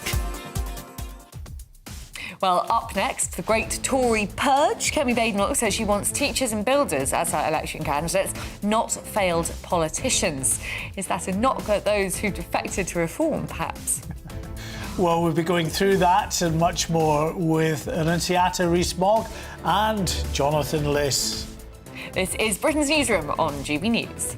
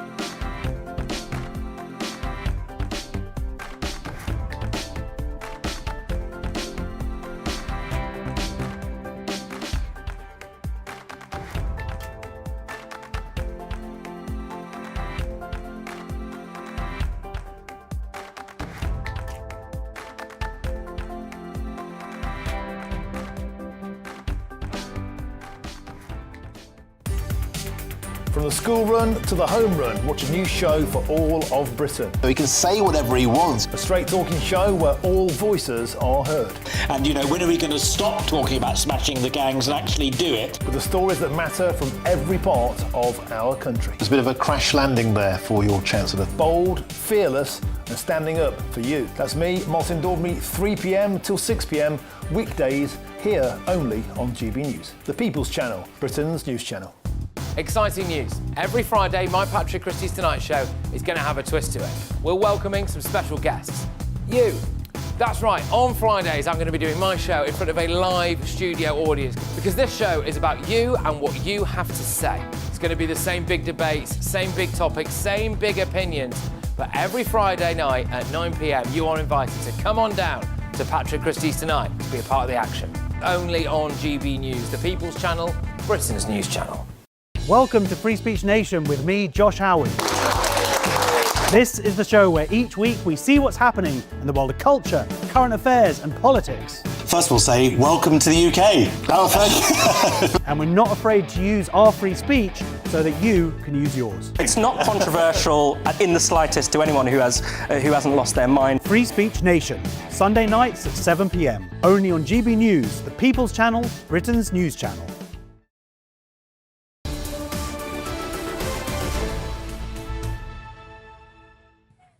Welcome back to Britain's Newsroom. It is 11:25 and you're with Mark White and me, Olivia Utley. And we're also delighted to be joined by Jonathan Liz and Annunciata Rees-Mogg, who are in the studio with us.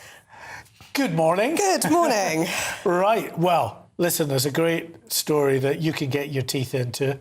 I'm sure Jonathan will have great rebuttal around Kemi Badenoch and her purge of those who are just still continuing on the net zero vibe. Absolutely, and it's net zero and the ECHR, and I think it's absolutely crucial that she doesn't only talk the talk, but she walks the walk.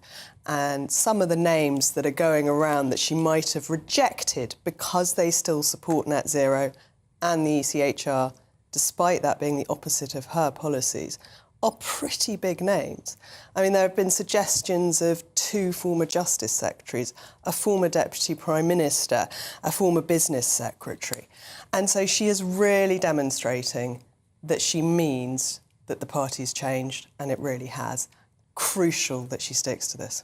So I agree with you on one thing, and that is that the party has changed. My God, has the party changed? What would have been seen as not net zero, I'll put that to one side, but if you chart the Conservative Party's progress over the last 30 years, you know, you look at the Maastricht rebels in the early 90s weren't even campaigning to leave the European Union. That was a complete fringe position in the Conservative Party until the 2010s. You know, Brexit wasn't talked about anyone until about 2013 or so.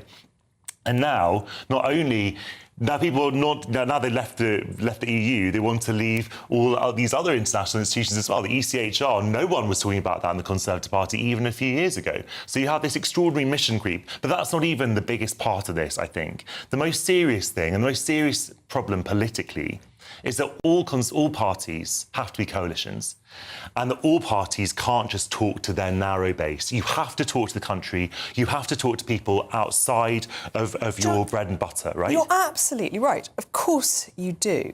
But you have to have something you believe in at the heart of it. And I think the Tories completely lost that. They wanted to be all things to all men, and it doesn't work. You've got to have a vision. You've got to have values and principles upon which you base your policies.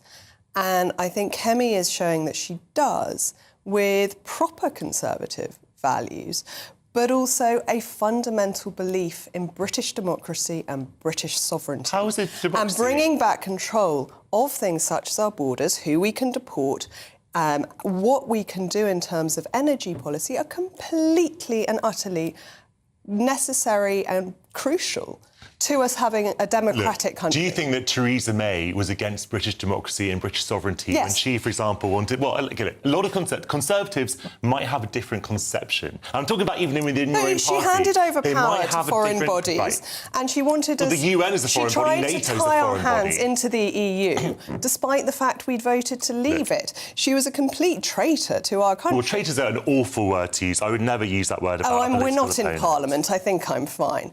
Well, you're fine. fine, but I think it sort of demeans the discourse to talk about traitors and people who She disagree betrayed with the democratic will of this country. I think well, that the makes her a democratic will of this traitor. country was to have Brexit, which I disagreed with, and that has been discharged. So I don't know how she was possibly betraying It was anything. discharged under Boris Johnson, not Theresa May, who did try and stop it. She wanted to keep us in most of the I wish she had tried. My God, I happened. wish she had tried to stop it. She did no such thing. She absolutely But it's not did. the point. This is not really the point, is it? The point is that people disagree with you. They still believe in democracy. They still believe in sovereignty. And the Conservative Party, which you were a member of for many years, and still are a member of, as I believe, they even though they want to be in the ECHR, doesn't mean they were against British sovereignty now. No, the Overton window has moved radically to the very, right. very clear that the ECHR is not in the best interests of our country, that it goes against the natural justice the British people believe. It was set up by Winston Churchill. And exactly, it's out of date and we've got to leave it.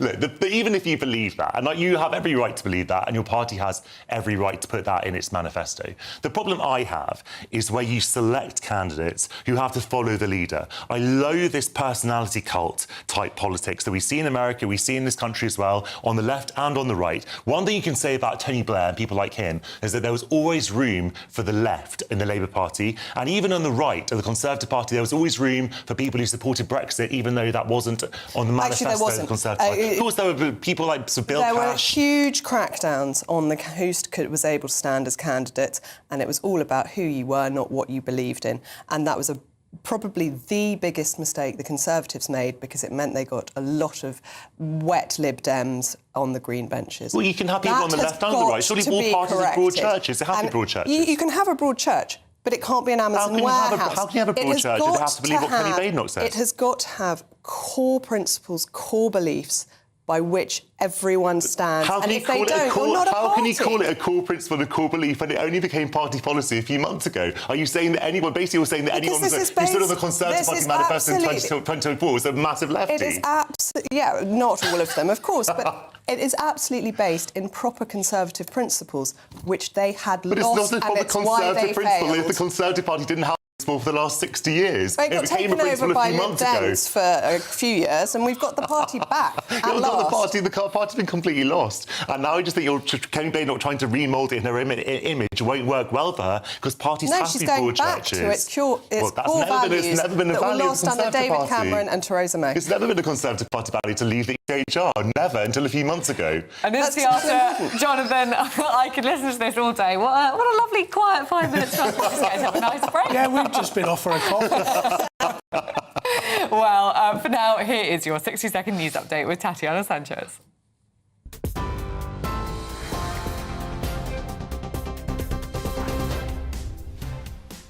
Olivia Mark, thank you. The top stories. Anne Widdecombe, the former MP and MEP who also featured on Strictly Come Dancing, has died at the age of 78. Nigel Farage said she's an incredibly loyal ally, in public hailing her as an absolute force of nature. Elsewhere, British tourists are feared to have been killed in a wildfire in Spain after 4 bodies were found in a burnt-out car. At least 11 people in total have died, 19 are missing. British wildcard Arthur Ferry continues his fairy tale run when he faces French Open champion Alexander Zverev at Wimbledon today. Ferry, ranked 114th at the start of the tournament, is only the second wildcard to reach the men's semi-finals at Wimbledon and the 5th British man to do so in the Open era. Those are the latest GB News stories. More at midday. Tune in to GB News Radio wherever you are. Online, on DAB Digital Radio, on TuneIn, on Radio Player, on Nation Player and on your smart speaker. Just say, play GB News.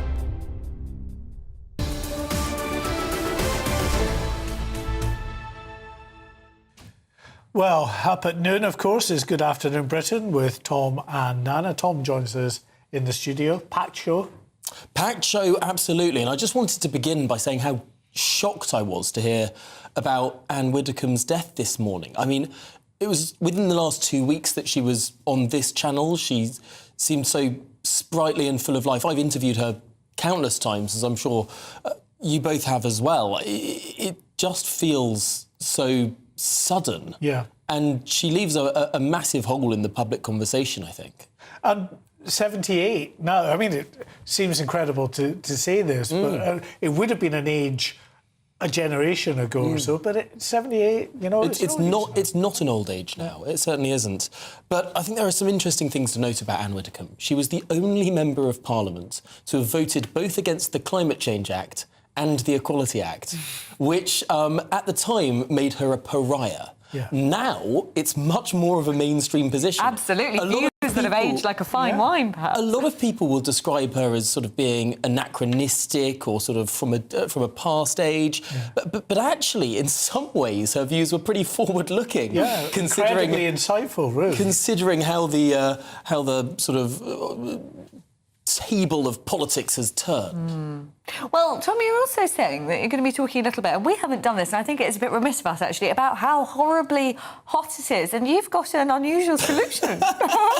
Breaking news, Tom slept last night where? I slept last night in my garden. It was that hot in my house. I do not know why my house holds heat so much better at the height of July than it does in December or January. Mine too. Is it a Victorian house? It is a Victorian house. And I've got the sash windows, but they're not doing their job. I think sash windows work when you're in the 20s. When the temperature gets into the 30s, sort of all of the genius of the Victorians goes out the window, and just our houses are not built for it. No, they're not. So I've had the most torrid week of trying to get to sleep. And last night I was just like, you know what, caution to the wind. I'm going in the garden. You're like a cat. Laying down some of the cushions I have on some garden furniture. Was it comfortable? Much more comfortable than being inside the hothouse. What about your poor neighbours? If they came to the bedroom window at whatever time of the evening and caught sight Poor of neighbours, you, lucky neighbours, Mark. Lucky neighbours. The garden is slightly overlooked, but I didn't necessarily think. Anyway, we're going to be discussing that and Andy Burnham. Is he going to U-turn on some of these Shabana Mahmood migrant plans? That's a big point. Quite frankly, we don't know because he's not spoken to anyone. His people really aren't briefing in any meaningful way anyway. So we've got no insight, and we've got a media class that seem remarkably incurious about the whole thing. No, it is remarkable, but it's now less than a week and a half before he becomes Prime Minister. We'll have to find out then. We will indeed. All of that and much more coming up at 12. But for now, we have our fantastic GB News royal correspondent, Cameron Walker, who I think is still on the scene at Birmingham. Cameron, what is going on? We saw a little bit of wheelchair rugby from Prince Harry. What's he doing now? We certainly did, and we've actually got a teammate of Prince Harry, or a rival, I should say, the former Armed Forces Minister, Al Khan's, and of course, MP for Birmingham, Surley Oak. Welcome to GB News, Al. Great to be here. Thank you. So, first of all, playing against Prince Harry, what was he like? It was awesome. He was great. He scored a backhanded throw, which got a try through, so, good sportsman. And you are a veteran yourself, of course. The Invictus Games is all about championing veterans' recovery and serving personnel. How did you get involved with Invictus? Well, I served for 24 years, and 2 years ago I came here to open the sort of announcement that Birmingham was going to host the Games, and then 2 years on we're here, and then we'll be here again in 2 years with the full Games. I think there's over 20 countries now involved. It's going to be fantastic. And remember, for a lot of the veterans here, they started their journey, they got injured in Afghanistan and Iraq, they ended up in Queen Elizabeth Hospital, amazing staff there, put their lives back together, and now, 10, 15 years later, they're back as athletes performing in the Games. It's a great story. And of course, Birmingham hosting in the next year, of course. You mentioned some of it there, the kind of specialist kind of recovery stuff they have at Queen Elizabeth Hospital. How important is it that the country gets behind veterans? 100%. This is all about veterans serve their country, so the least we can do is serve them after service. And we've done some fantastic things in government, the Up Valour programme, biggest increase in funding to veterans in a generation, and it's moving in the right direction. Lots to go and more to do, but we've made a fantastic start getting there. And Prince Harry, of course, he's had quite a difficult week this week with all the headlines. Of course, he's trying to focus on the Invictus Games today. How important is it kind of having Prince Harry champion the Invictus Games to somebody who founded it? Because you still have a lot of noise going on as well. Yeah, irrelevant of what's going on in the news or elsewhere. Remember, Prince Harry's a veteran that served our country with pride, honour, courage and determination. And so having him here to open the Games is absolutely fantastic. And I support him 100%. And of course, you were, as I said, Minister yourself. You used to be Armed Forces Minister. Can we see a potential return to you in an Andy Burnham government to continue support for Invictus and veterans? Hey, listen, I resigned on a matter of principle, not for reward. and that one of those reasons was to do with veterans in particular. I'll continue to champion them from the back benches. It's down to Andy to decide about his team and who he wants in and around the system, but I'm pretty sure that they'll be a great team. We'll move forward in the right direction. You're not going to rule it out? Well, you never know what you never know. We're in politics today. See what happens in the future. Thank you very much, Al Carnes. Thanks so much. Thank you so much. Well, you have from Al Carnes there, of course, championing veterans. Let's see if he ends up being in the next Andy Burnham administration. Well, Cameron Walker, thank you very much for reporting there from the Invictus Games countdown in Birmingham. Now, the UK's counter-terrorism police have revealed they're currently dealing with 800 live investigations as threats from state actors, hostile states, like Iran and Russia, increased by 50%. Yes, counter-terrorism policing chief Lawrence Taylor has warned his officers and the security services that they are busier than they have been for many, many years. Well, speaking at a briefing of security journalists, Assistant Commissioner Taylor said it felt like they were on a knife edge of extremism and polarising language that he said was cutting through society. Well, here to tell us more is security and intelligence expert Professor Anthony Glees. Professor Glees, this is very alarming news for our viewers on a sunny Friday morning. Just how scared should we be? 800 live investigations sounds pretty worrying. I think it is pretty worrying, and I think it's likely to get worse. I think the first thing to say is I believe we're now in very good hands, both with the Met counter-terror cops and with MI5. They're doing some excellent things. And both Sir Ken McCallum, the Director General of MI5, and the leading counter-terrorist cops, including Lawrence Taylor there, these are tough guys. And I think we're well protected in our country by these people, given that they now have the legislation they need in order to keep us safe. And the threats, as they describe, come from all over the place. So you've got state actors like Russia, like China, like Iran, interfering in our way of life here in the United Kingdom. And then you have radicalized lone individuals like Alfie Coleman that we saw a couple of days ago get 16 and a half years in prison, and others like him. These are people who are first and foremost obsessed with violence. They're violence-fixated individuals. They are loners. They exist basically alone in their bedrooms, cruising the internet to find people whom are putting outrageous and highly dangerous ideas into their somewhat limited heads. So you've got the individuals, very hard to spot directly, though, by intercepting their communications on the internet. You do have a good idea who they were. And the way in which Archie Coleman Alfie Coleman was caught was absolutely fantastic. There's video of it. People could see how well MI5 and the counter-terrorist police did in his particular case. But, there are thousands out there like him. And then you've got the state actors. And the latest legislation, which is really, really important, comes on top of the 2023 National Security Act, which is also important. And we have Boris Johnson to thank for that, I have to say. And this new act that came into force a couple of days ago means that the counter-terrorist police and MI5 can prescribe and designate threats from state actors. We're talking Iran, we're talking Russia, we're talking China here, and that it becomes a criminal offence to associate with organisations which are funded by these states. So Palestine Action supporters, you better now be very, very careful. We told the new Prime Minister Andy Burnham's going to have a slightly different line on Palestine, which should muddy the waters. But now there can be no doubt. MI5 have powers to find out who's running these places, who the members are, who the real members are, not the grannies and grandpas, the kind of idiots who one understands where they're coming from. Of course one does, but they don't know where the money's coming from, what the purpose is. So we are well placed, but the fear is always that the threat is going to outrun our ability to address it. Yeah.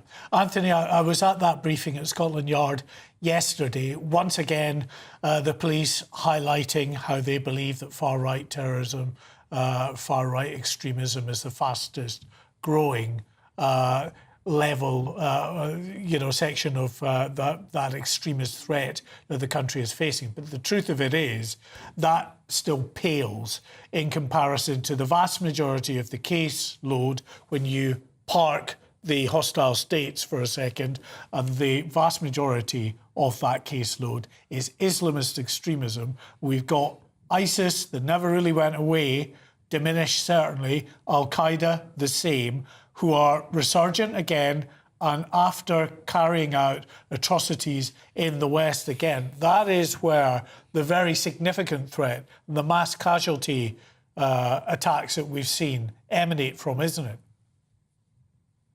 Well, I mean, you're absolutely right. And it is, people like me, and, we're happy to call ourselves liberal with a small L, because that's how I see myself, nevertheless feel our failure in Europe to control our borders after 2015, to get politicians to take seriously the question that we need to know who is coming into our country and what beliefs they have, what they think is right and proper. We need to know that before saying, OK, you can come and live here and work here. We've been saying it all along. And yes, the ongoing threat from Islamism is absolutely vital not to sweep it under the carpet. However, and there is an important however, which is that the Islamist threat comes from two distinct areas. There is the Sunni Islamist threat, so the IS, Al-Qaeda threat, and then you've got the Shia threat, which is coming from Iran. And at the moment, for reasons that are blindingly obvious to everybody, the Iranian threat is probably the more lethal, thanks to what's gone on and what's gone wrong with Trump and Netanyahu's war against Iran.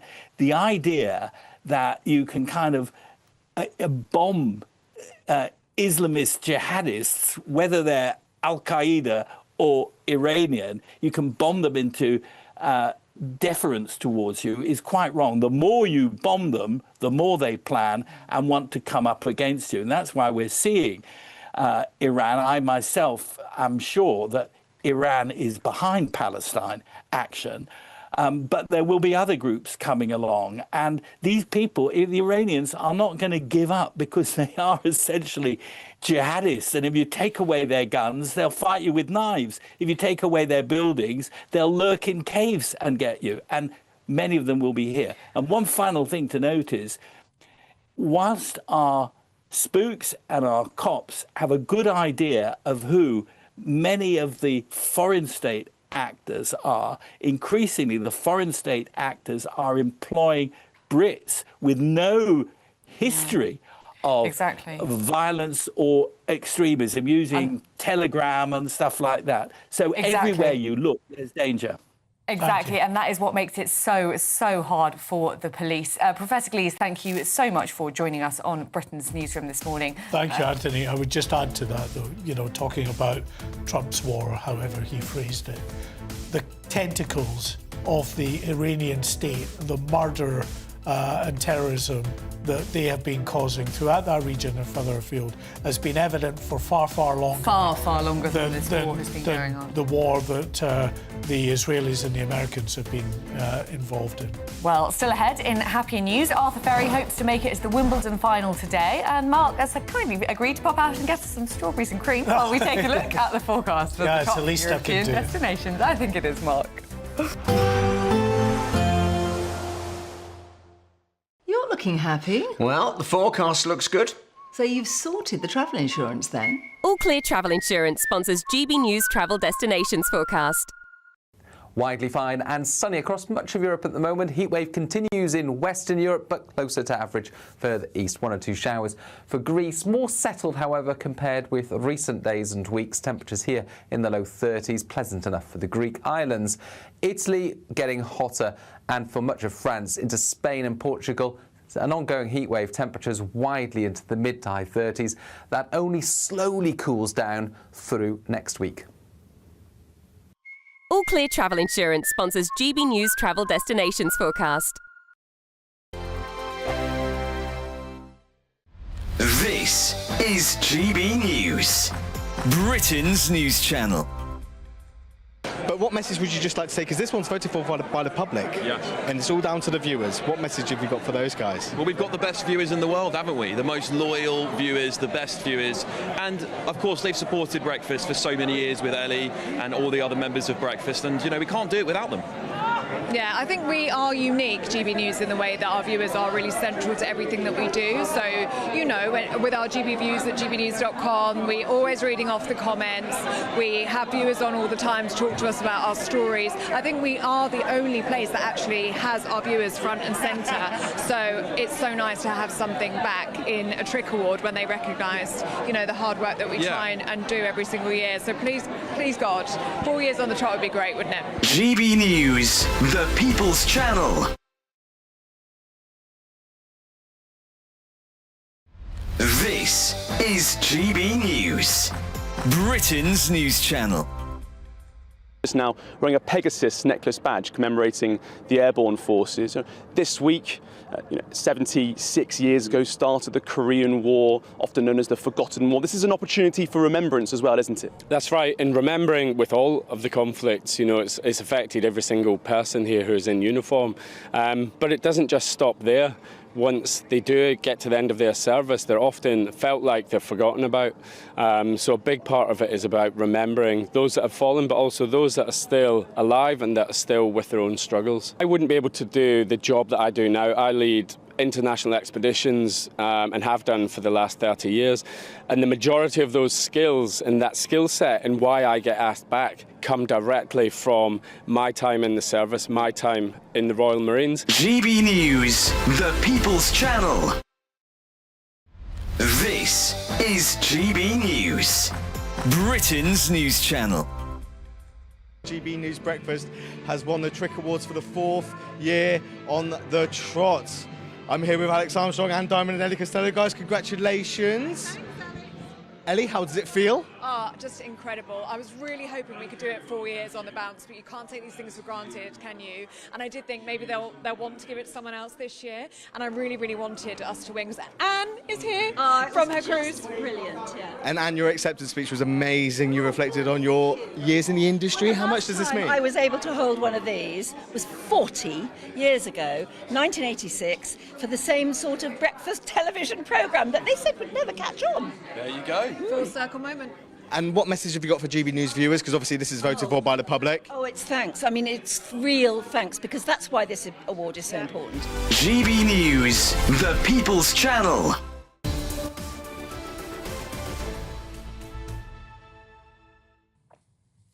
Well, welcome back to GB News and Britain's Newsroom. Now, it is a pleasure to be joined by our small boats resident expert, Mark White, on the show this morning. And you've got some really interesting news on the figures. The figures are actually really down on last year's immigration figures at this point last year. They are. A couple of things to be said about that. Last year was an exceptional year, second highest on record, with 41,000 who crossed in that year. And at this point last year, we were about 21,000 who had crossed the channel. Well, today we can confirm that about 12,500 have crossed the channel. That's still a very significant number. That's roughly comparable to where we were the year before, 2024, where we ended that year on 36,000. So I think, many people watching and listening to this are not going to be celebrating the fact that numbers are down on the exceptional year last year, when at the end of this year we still managed to top more than 30,000. These are illegal immigrants who are going to enter the country, who are going to have to be housed. now, of course, in houses near you, in houses of multiple occupation. But for those watching on TV, we're showing the images of the flat cam conditions out there where, you know, a year or so ago, of flat cam conditions, we might see 1,000 on a day. We've had about 500 in the last couple of days. But of course, as you say, Mark, the relief will be somewhat tempered by the fact that the effect of this is all cumulative. Yes, there might only be 12,500 migrants over here, but they're not leaving at the same rate that they're coming. So a lot of those migrants, the vast majority of those migrants who came here last year and from 2024 are still here and still in the system. They are indeed. Time for Nana and Tom now. Andy Burnham becomes Prime Minister a week on Monday, and yet is he already facing an enormous Labour rebellion over migration reforms? And we'll be talking Meghan Markle. All of that after this.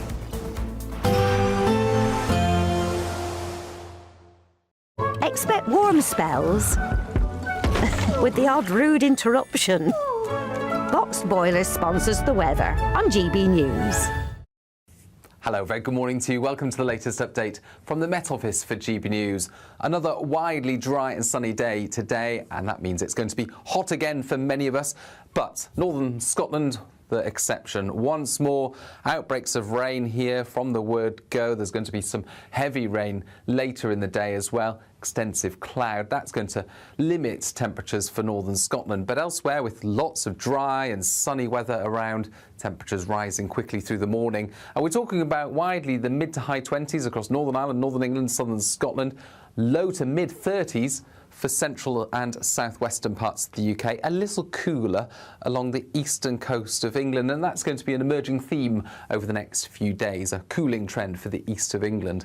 Northern Scotland, though, seeing some heavy thundery showers developing through the late afternoon evening period. Could be some lively weather here. A lot of cloud north of the central belt, thin layers of cloud for the central belt into southern Scotland, Northern Ireland, but still warm, not as hot as further south. 6 p.m, still 32 to 34 Celsius expected across the heart of England and Wales, and a warm night to come as a result on Friday night.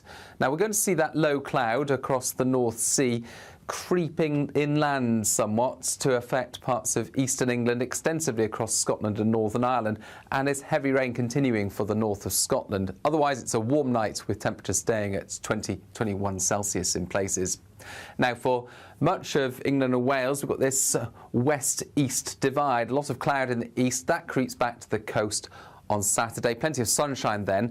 Thundery rain across the northeast of Scotland fizzles away but pushes into southeastern Scotland, northern England. A lot of cloud here limiting temperatures. Highest temperatures southwest Scotland, Northern Ireland, mid to high 20s, low to mid 30s further south. Expect warm spells with the odd rude interruption. Boxed Boilers sponsors the weather on GB News. We're celebrating a golden summer with your chance to win a real gold bar. That's right, a fine gold bullion bar worth over £5,000 could be yours. We're also going to make sure your finances are fabulous with £60,000 in tax-free cash. For a chance to win, text GOLD to 63225. One entry costs £2.50 plus one standard network rate message. Or text BONUS to 63225. 5 entries cost £5 plus one standard network rate message. Go to gbnews.com/win. Entry start at £2.50. Call 0903 686 3232. Calls cost £2.50 plus your network access charge. Or post your name and number to GB22 PO Box 8690 Derby DE1 9TT. UK only. Entrance must be 18 or over. Lines close at 4 p.m. on the 21st of August. This is a network giveaway. Entries will be pulled. Please check the closing time if listening or watching on demand. Good luck. Join me, Nana Akweer, for an informative, interactive news programme with a difference. It's fun. No, he didn't say that, though. I'm so surprised. I think there's an element of truth to that. Join me from 3 p.m. every weekend, only on GB News, Britain's news channel. Hi, I'm Michelle Dewberry, and my show is your opportunity to cut through all the noise and dive in headfirst to some robust debates. Ideas clash. Situation, isn't it? Because the failure is you're deliberately avoiding my point. Nothing's held back, And if you think this is the end of it, wait for more. and we do not shy away from the difficult stuff. Sometimes I want to shake people and say, if only you understood. So join me on Jubes and Kerr weeknights at 6 p.m. only on GB News, Britain's news channel. Welcome to Free Speech Nation with me, Josh Howard. This is the show where each week we see what's happening in the world of culture, current affairs and politics. First we'll say, welcome to the UK. Oh, thank you. And we're not afraid to use our free speech so that you can use yours. It's not controversial in the slightest to anyone who hasn't lost their mind. Free Speech Nation, Sunday nights at 7 p.m. only on GB News, the People's Channel, Britain's news channel.